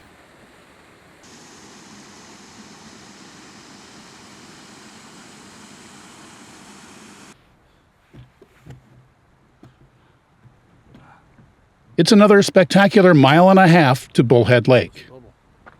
The trail gains about 300 feet as it follows Swift Current Creek. The lake appears to be two, but they are connected by a narrow channel. At one point, if you look back, you can see the Many Glacier Hotel. By the way, those are moose tracks in the water. What the hell's wrong with this piece of shit?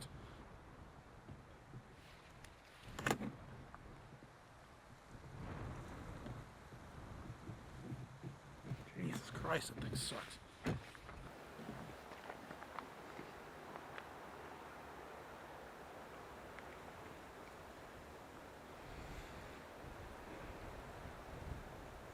The larger pool is about 3.5 miles from the trailhead. It's one of the most tranquil places in the park. Here you're surrounded by mountains on 3 sides. At the end of the valley, there are 3,000-foot waterfalls. There's an oddly bent rock formation where mountain goats sometimes feed. The lake is clear and blue. Primitive life can also be seen on this trail.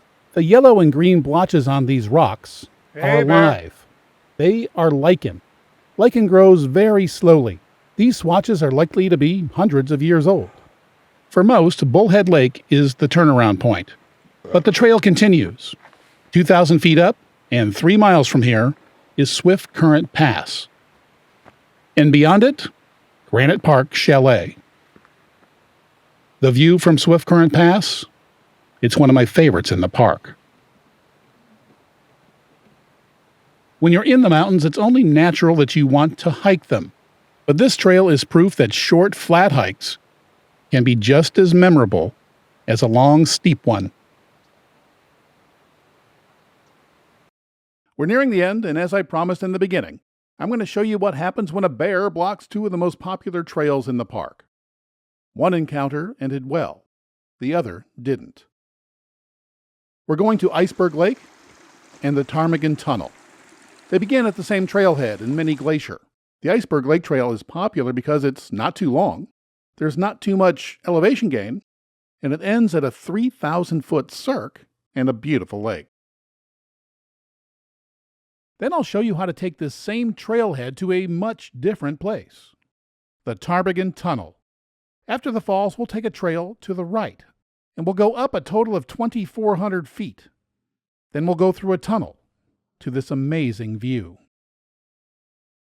The trail begins with a steep 200-foot climb until it meets the main trail. Take it to the left. You're now high enough to see the surrounding valley and its prime bear habitat. The trail climbs gradually, occasionally entering a grove of trees. But most of the time, you're above the trees, where there's nothing to obstruct the view of the valley. Hey, bear. When entering a grove, it's particularly important to make noise as a standard bear safety precaution. This was the first day the trail was open after weeks of closure. This is bear scat. It's proof that the threat is real.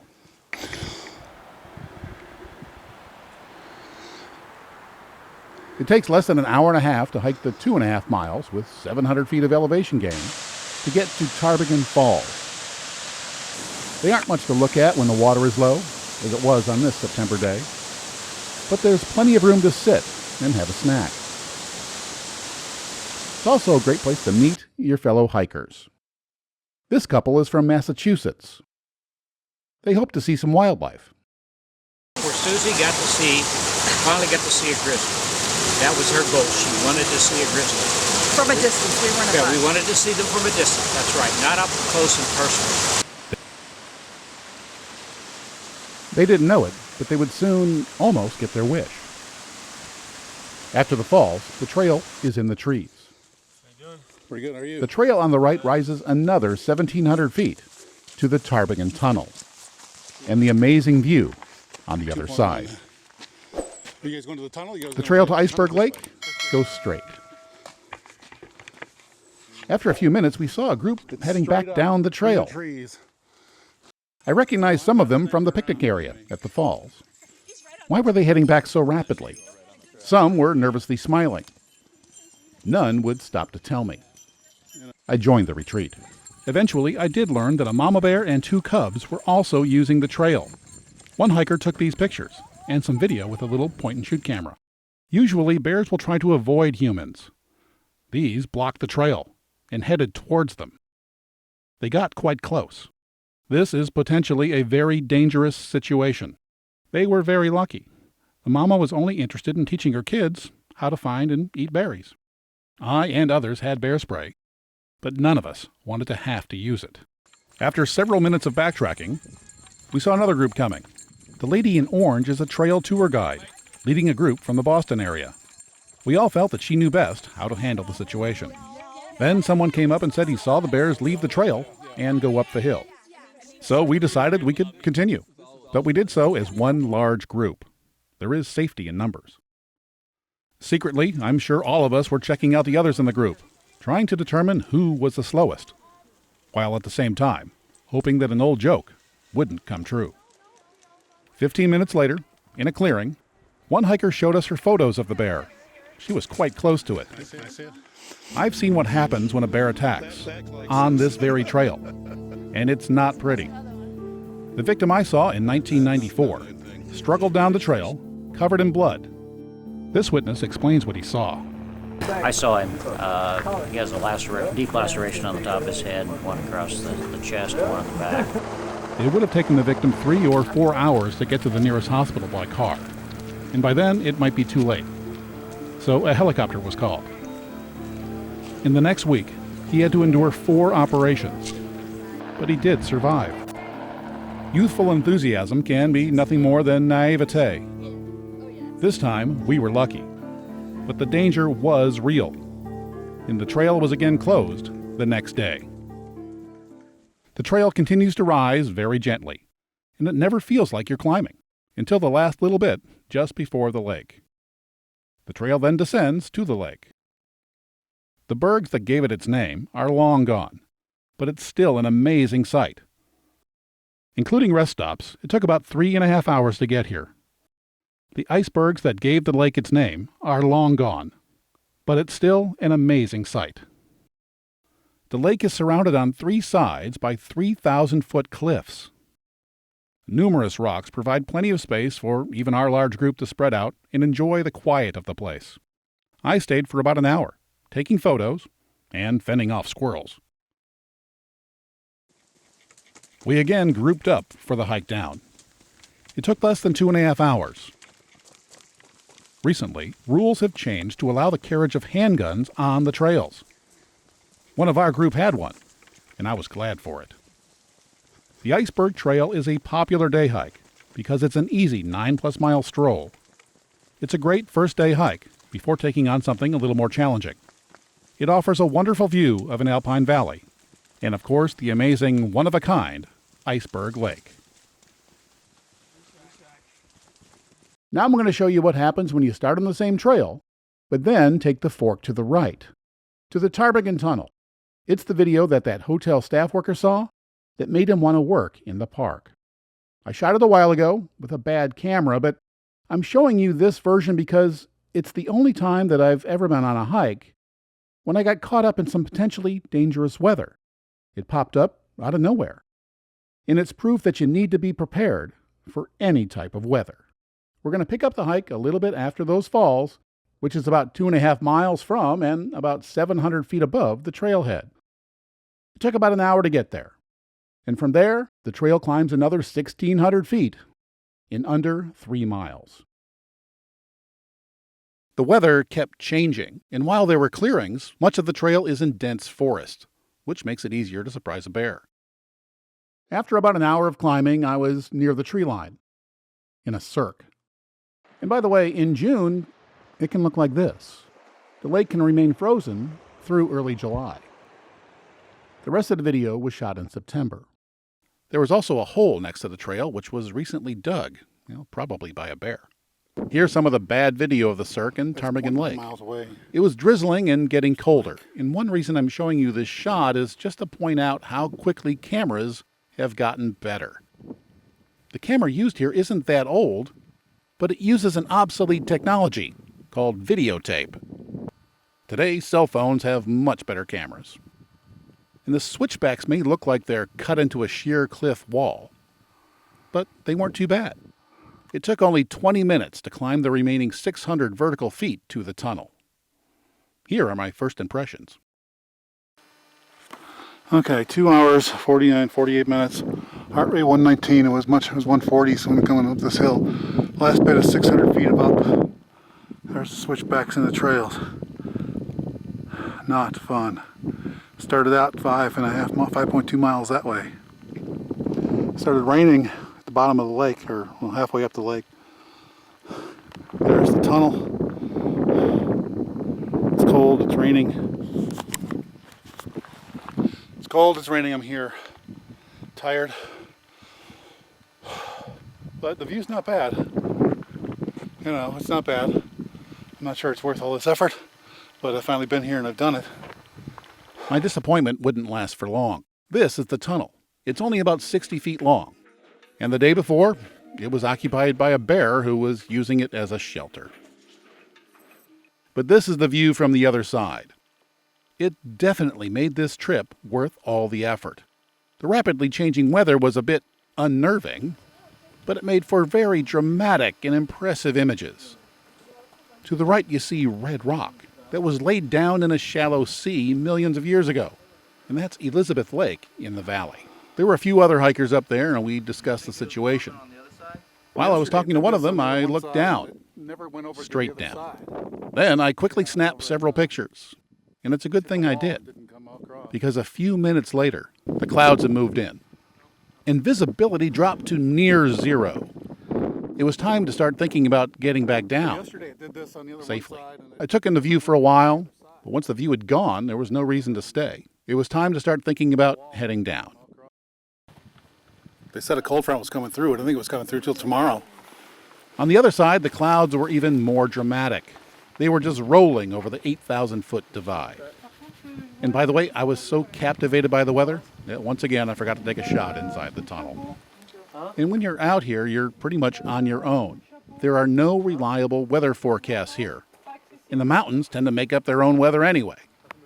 And remember, there's no cell phone coverage, so you can't call somebody or look at a radar app on your phone. It's an interesting predicament. There are over 5 miles and 2,300 feet of potentially slippery slope to go. And the trail goes through lightning-attracting, tree-lined bear country. It's impossible to know whether it's better to wait or to go, so I just enjoy the uniqueness of the experience.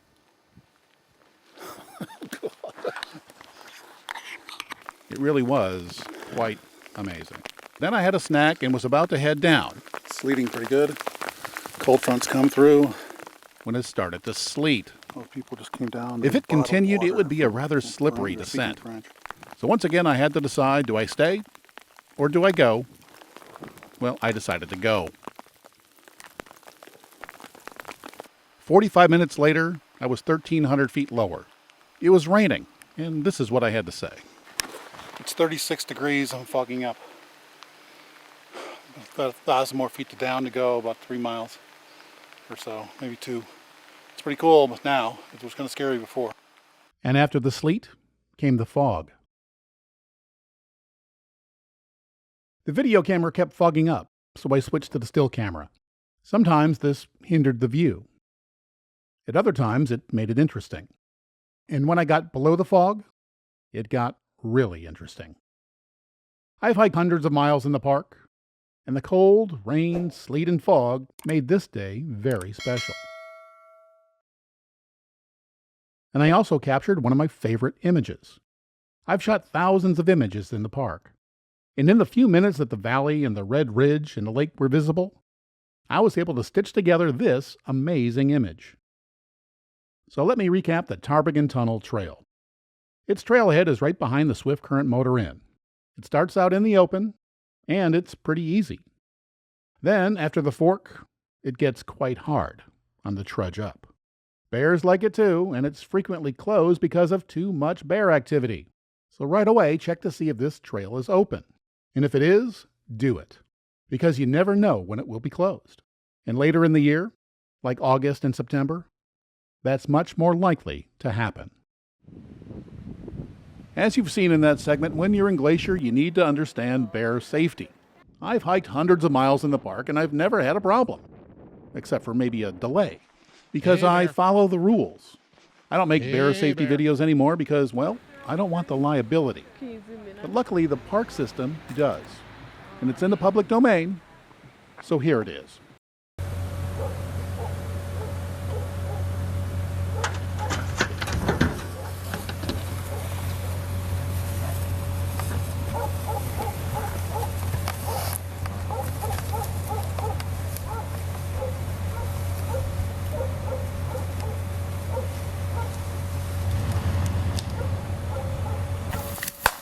Hey, Bear. Hey. Hi. I'm John Waller. I'm the Glacier Park bear biologist. My job here at Glacier is to help keep bears safe and to keep people safe and make sure everybody gets along here at beautiful national park. We're out here in Dutch Creek on the western side of the park, and what we'll do today is talk a little bit about how we can be safe hiking in bear country. Glacier National Park is the home of both black bear and grizzly bears. And I was just making a lot of noise there to make sure I didn't surprise a grizzly bear at close range. Most of the encounters between bears and people in the park here happen when people surprise bears at very close range.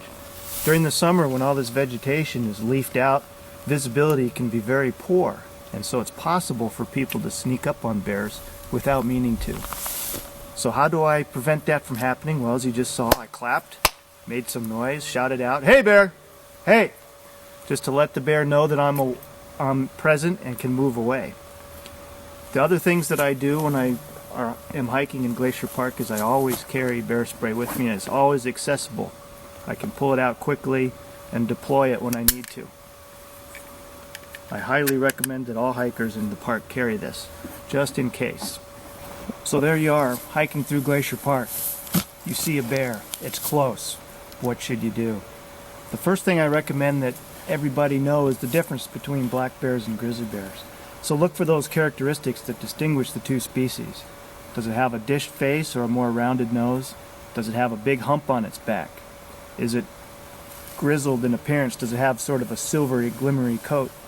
Does it have big claws? Those are the main characteristics that will tell you whether it's a black bear or a grizzly bear. Color is not a good distinguishing characteristic because black bears in Glacier Park can be almost any color from nearly white to jet black and anything in between. And grizzly bears can also be quite dark or they can be quite light. So look for those distinguishing characteristics, the hump, the claws, that dished face. Those are the things that will tell you if it's a black bear or grizzly. And the reason it's important is because your response to those two species is different. Grizzly bears are much more dangerous than black bears. They have a greater defensive space. A grizzly bear is more likely to charge you if you get too close. So if you know the difference, you can gauge an appropriate response. If I do encounter a grizzly bear on a trail at close range, the first thing I want to do is observe what the bear is doing. Is he facing away? Does he know I'm there? It might be possible for me to just discreetly move away without the bear knowing that I was there. I don't want to, at that point, necessarily make a loud noise that might startle the bear and cause him to react defensively. If the bear's looking at me, if the bear knows I'm there, the bear may not know what I am. Sometimes the bear will stand up on its hind legs to get a better look at you. So be aware of what that bear's doing. If that bear's looking at me and it appears as though he's trying to identify me, I'll try my best to let him know I'm a human while backing away. Say, hey bear, it's okay, it's just me. And then I will continue to move away as best I can. And most encounters end that way. The bear moves away, the people moves away, everybody's fine. Sometimes if you get too close and the bear is startled, a grizzly bear may charge you defensively. Quite often grizzly bears will do what's called a bluff charge. In other words, they don't really want to attack you, they want to put the run on you, so to speak. And what they'll do is puff themselves up and look big and scary and come bounding at you with their front feet hitting the ground, bouncing up and down. Their head will be up and their ears will be up. They'll be looking at you and they'll make huffing noises. They'll go. That's a bluff charge. And what he's doing is seeing what you're going to do. The best thing to do during a bluff charge is to try and stay calm and just continue to back away. When the bluff charge starts, stop, hold your ground, and say, whoa bear, whoa. When the bluff charge stops, continue to back away. Again, it's just telling the bear that you're not easy pickings, I'm going to hold my ground, but I just want to move away from you.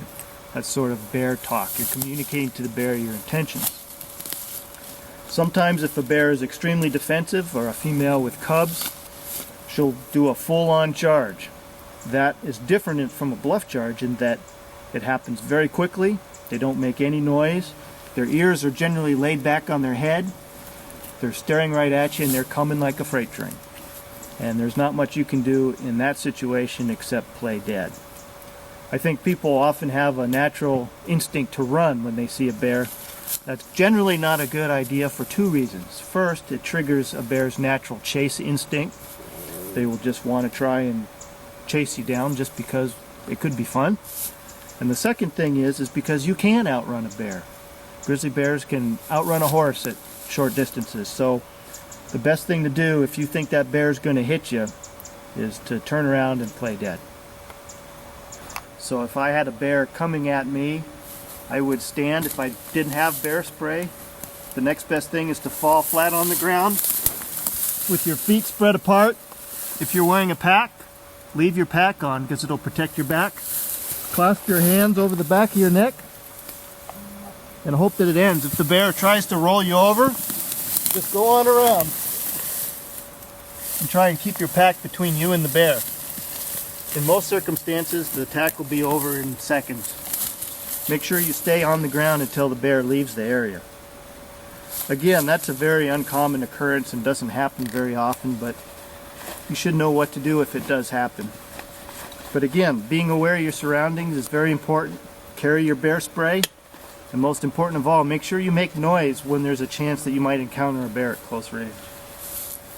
Many people are hesitant to hike in the park because they read about bear attacks and maulings. And I encourage people to know the risks, know your surroundings.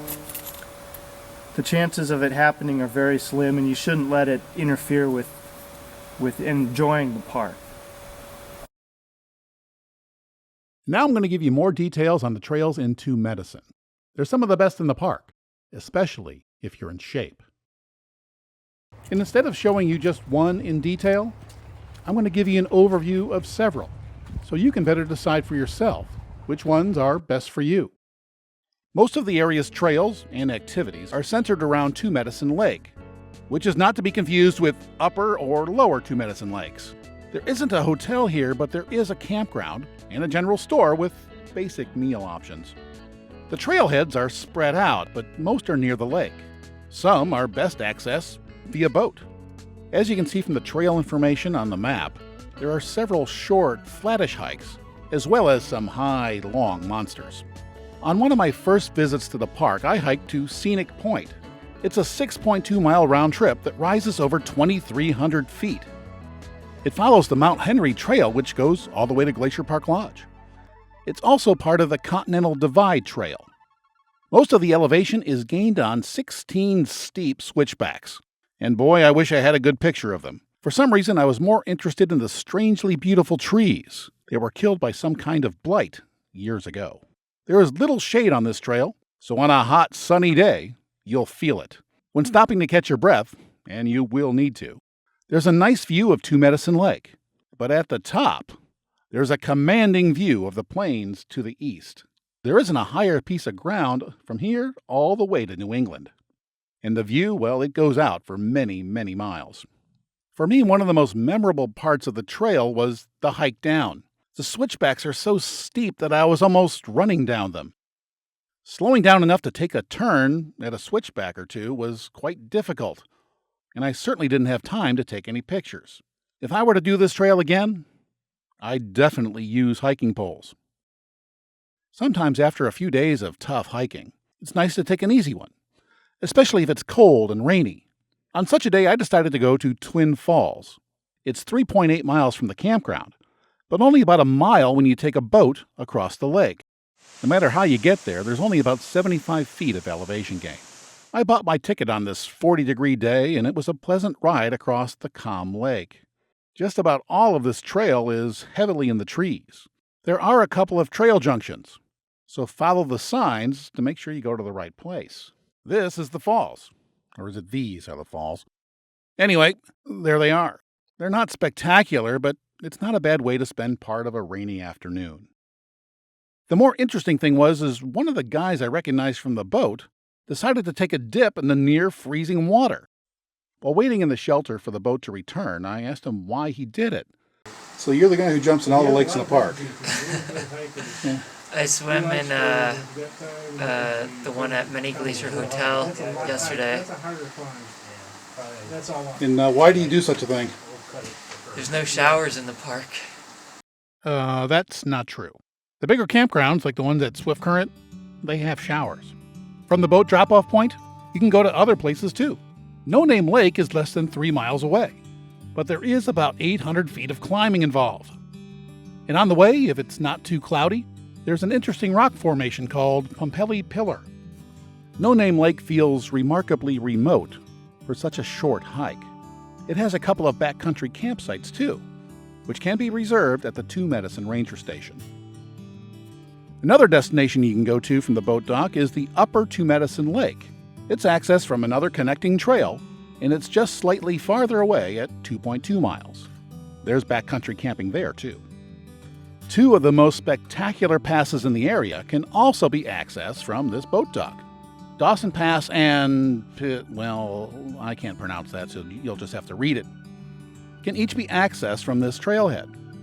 If you don't use the boat, it's just under 7 miles to each pass. Or you can combine them in a 16.9-mile loop trail with a net elevation gain of 2,450 feet. But the views up here are really nice. Most people take 2 days to do the 17-ish mile loop. And I'm not an expert on overnight trips, so if you want to do this, go to the hikingglacier.com website for more info. Before you get to the main parking area, there's a short trail that's good for the whole family. Running Eagle Falls. The trailhead is on the main road, just after you cross the bridge. It's just a 0.3-mile stroll to a nice little waterfall. And there's one more trail I think that's worth mentioning, and it's called Cobalt Lake. This can be an over 11-mile round trip, but there's only 1,400 feet of elevation gain. And on the way, you might want to stop by Rockwell Falls. It's one of the nicer falls in the area. So to sum up, Two Medicine is a little out of the way, and it has some great high country trails and several waterfalls. It's less likely to be as crowded as some of the other areas, but it's a good idea to check out a ranger station for the current road status and parking status in Two Medicine before you drive the 60 to 90 minutes to get here from Mini Glacier, St. Mary, or West Glacier. By the way, the drive on the east side of the park is quite nice. It's twisty with a great view of the plains. And in a couple of spots, your cell phone may even work, and that's pretty rare in Glacier. There's one more part of the park to talk about, the North Fork. Here you'll find remote trails, beautiful lakes, off-the-grid homesteads, rafting, and surprisingly, a pretty darn good off-grid bakery. We're going to head up the North Fork Road towards Polebridge, and then beyond to Bowman Lake. You have to take a private vehicle to get there. You can get there from outside the park via the North Fork Road, but we're going to head out from the Apgar town site on the western edge of Lake McDonald. The 11 miles of Akamas Road is surrounded by forest of different ages. A series of fires over the last 20 years are responsible for a diversity of flora and fauna. The well-maintained park road has the highest speed limit in the park, 45 miles per hour. The road ends at a fork in the road, just outside the park. Turn right to join the graveled North Fork Road.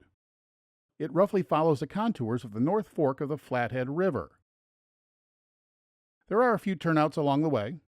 This one has an info sign describing the benefits of forest fire to the ecosystem. Pass fire made it easy to see the river. As this was shot in late August, there was little whitewater. Local outfitters provide transportation and guide services for what is surely a most memorable trip. After 30 or 40 minutes, you come to a bunch of old homesteads.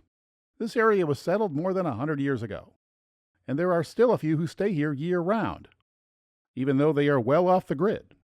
The power lines stop about 20 miles back. Today, there's a few ranches, a hostel, a few cabins, and the main attraction, Polebridge Mercantile. It's been a going concern since Bill Adair hand-cut the timber fort in 1914. His original house is next door. Today, it's the Northern Lights Saloon. The nearby clearing holds the rustic hostel, with both dorm-style and private rooms. There are even a few cabins. The kitchen and outhouses are shared. And you can even rent a canoe. Solar panels provide much of the power. A generator provides the rest. The Merc was once a general store. Since 1991, it's been an off-the-grid bakery. All the items are baked fresh on site by a staff that lives on site. Of course, t-shirts and other souvenirs are available. The place has changed little, and the handcrafted construction is on display. It stood up well against over 100 years of harsh weather. It's open year-round, but in winter, only 3 days a week. The road to Bowman heads north, past the saloon. Back in the day, this was a residential street. Most of the home sites are long gone, but you can see evidence of the old buildings, along with past forest fires. About a mile later, the road turns right to cross a bridge over the North Fork River. Almost immediately, there's a ranger station, indicating we're about to re-enter the park. From there, the park road gets rougher. A couple of yards after the park gate, there's another fork in the road. Go to the left for 14 miles, and you'll end up at the beautiful Kitla Lake. We're going to go to the right, and in 6 miles, we'll be at the equally nice Bowman Lake. The single-lane track is twisty with many blind corners. We're going only about 15 to 20 miles an hour. As a precaution, I honk the horn on particularly blind corners to alert anyone heading in the opposite direction. Once you're at the Bowman Lake parking lot, which also, by the way, fills up often, there are several trails to choose from, including the 12.8-mile loop to 3 hikes, including the picturesque Quartz Lake. Around here, the trails spend a lot of time in trees. Into Quartz Lake, it goes up and down over 2,500 feet, so you'll need to be in shape to enjoy the remoteness of this trail. From Bowman Lake, there's another hike that's even higher. You can hike up 3,000 feet to Numa Lookout. This trail is 11.2 miles out and back, but it provides a great view of the area. There's also a more moderate hike to Akaokaala Lake, if that's how you pronounce it. It's only 11.6 very remote miles, and it goes up just 1,500 feet. So if you like the remoteness, that one might be for you. The last lake in this area is Kitla Lake. The road from Polebridge to Kitla Lake is another rough one. It'll take about 40 minutes to travel just 15.7 miles. But this is another beautiful lake. The trail follows the shoreline, and it's basically flat. I ran into a big pile of bear scat once I got here, and, well, frankly, I turned back. Took it as a bad omen. Others take it 29 miles all the way to Goat Haunt, camping along the way. Goat Haunt is at the southern end of Waterton Lake, and most people don't hike there. It's about a 4-hour drive from Apgar. There is a border crossing, and by the way, you're not allowed to bring most bear spray into Canada. I learned this the hard way. And there is a fee to enter Waterton Lakes National Park. The best photo op in Waterton just might be this one. This is the park's Prince of Wales Hotel in a magnificent setting. Gotaunt is a remote outpost that may be unmanned due to budget cuts. It's located back in the U.S. on the other side of the lake, so you'll have to take a boat to get there. And it's not free. This is where the Continental Divide Trail ends. But there are also some shortish trails here, and they don't have a lot of up. But remember, you need to finish them in time to get back to take the last boat back to Waterton. So let's review the North Fork area. It's pretty remote, it's not very visited, but there's not a lot of parking here either. To get to the lakes, you're going to have to go through narrow gravel roads that are a bit rough. So campers and trailers are not recommended. The trails here are generally pretty flat around the lake, and it's the lowest altitude in the park. But if you want to go up and see the lakes from above, well, the North Fork area can take care of that for you too. Glacier has a companion park north of the border. This park feels European. The first thing you see when you drive in is the Swiss-style Prince of Wales Hotel and its incredible Upper Waterton Lake backdrop. If you're ever in the mood for an afternoon high tea, check out its lobby. There are several trails in the area, but the Parks Canada website makes it hard to find out where they are. The first page has info about Banff and other parks, but you have to click the Things to Do page and scroll down past locations of places to sit to the All Activities list. Then, with the help of reading glasses, look under the Dog Walking link to find the Hiking link. It's here that you'll find the only map, and this is it. It's useless. There are a few more links further down. There is a list of short hikes with descriptions, but it's amazing how little information there is for such a great hiking area. National Geographic recently named a day hike here one of the most thrilling hikes in the world. And where do you find info about it? It's under day hikes, where it can easily be lost amongst all the others. Oh, here it is, Crypt Lake. Come on, Canada, step it up a bit. Canada's parks are profit centers, and there's not much money in hiking. Luckily, the large U.S. Glacier PDF map includes many trails in Waterton Lakes, including the thrilling Crypt Lake Trail.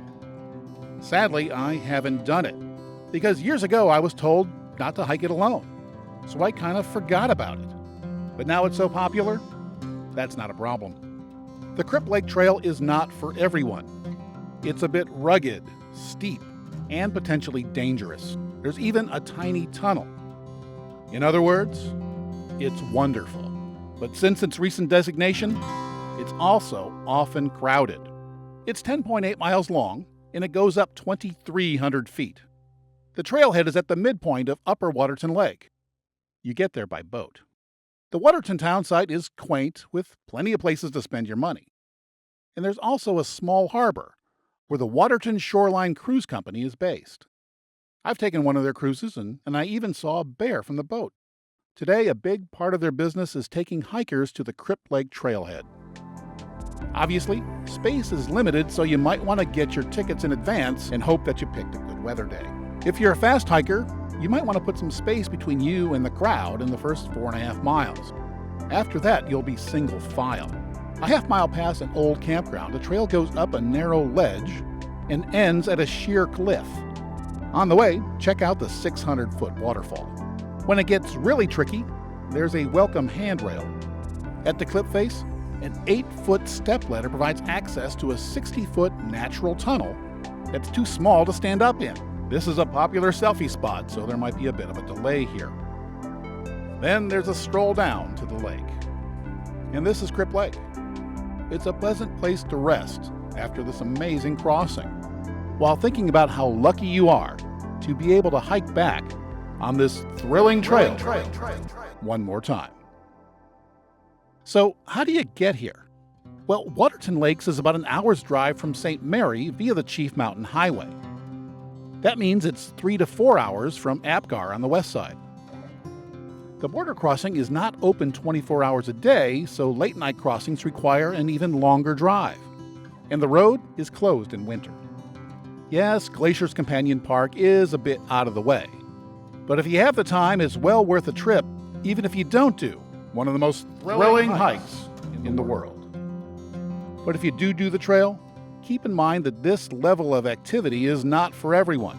You need to be in good shape before you get here. Medical services are quite limited, and you're at least a couple of hours away from a major hospital. And also remember that this park belongs to nature.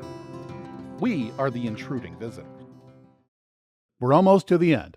I'm going to show you just one more segment. It's a guide to a couple of trails that I briefly mentioned in the Going to the Sun Road video. But they deserve another look.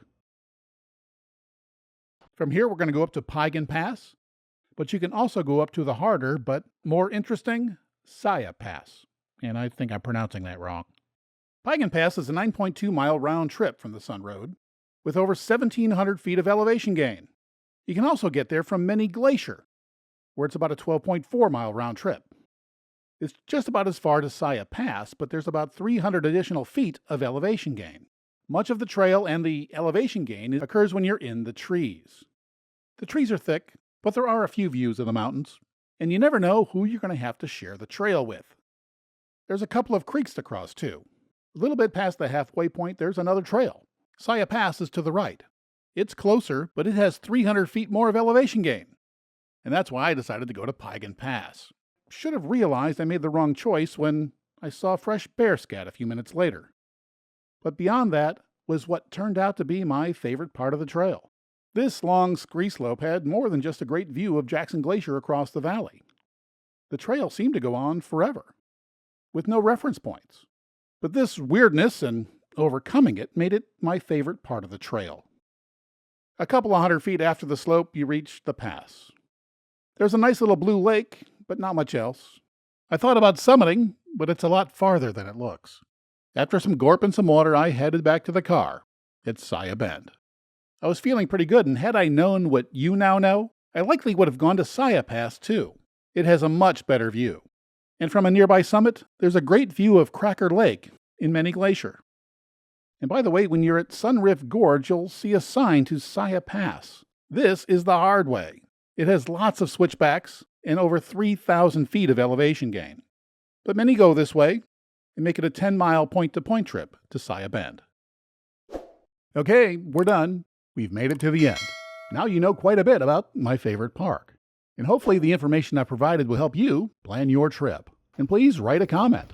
And let me know that you made it this far by including the word huckleberry. And tell me maybe if you have any suggestions, or even how it helped you plan your trip. I appreciate it, and thanks again for watching the West is Big channel.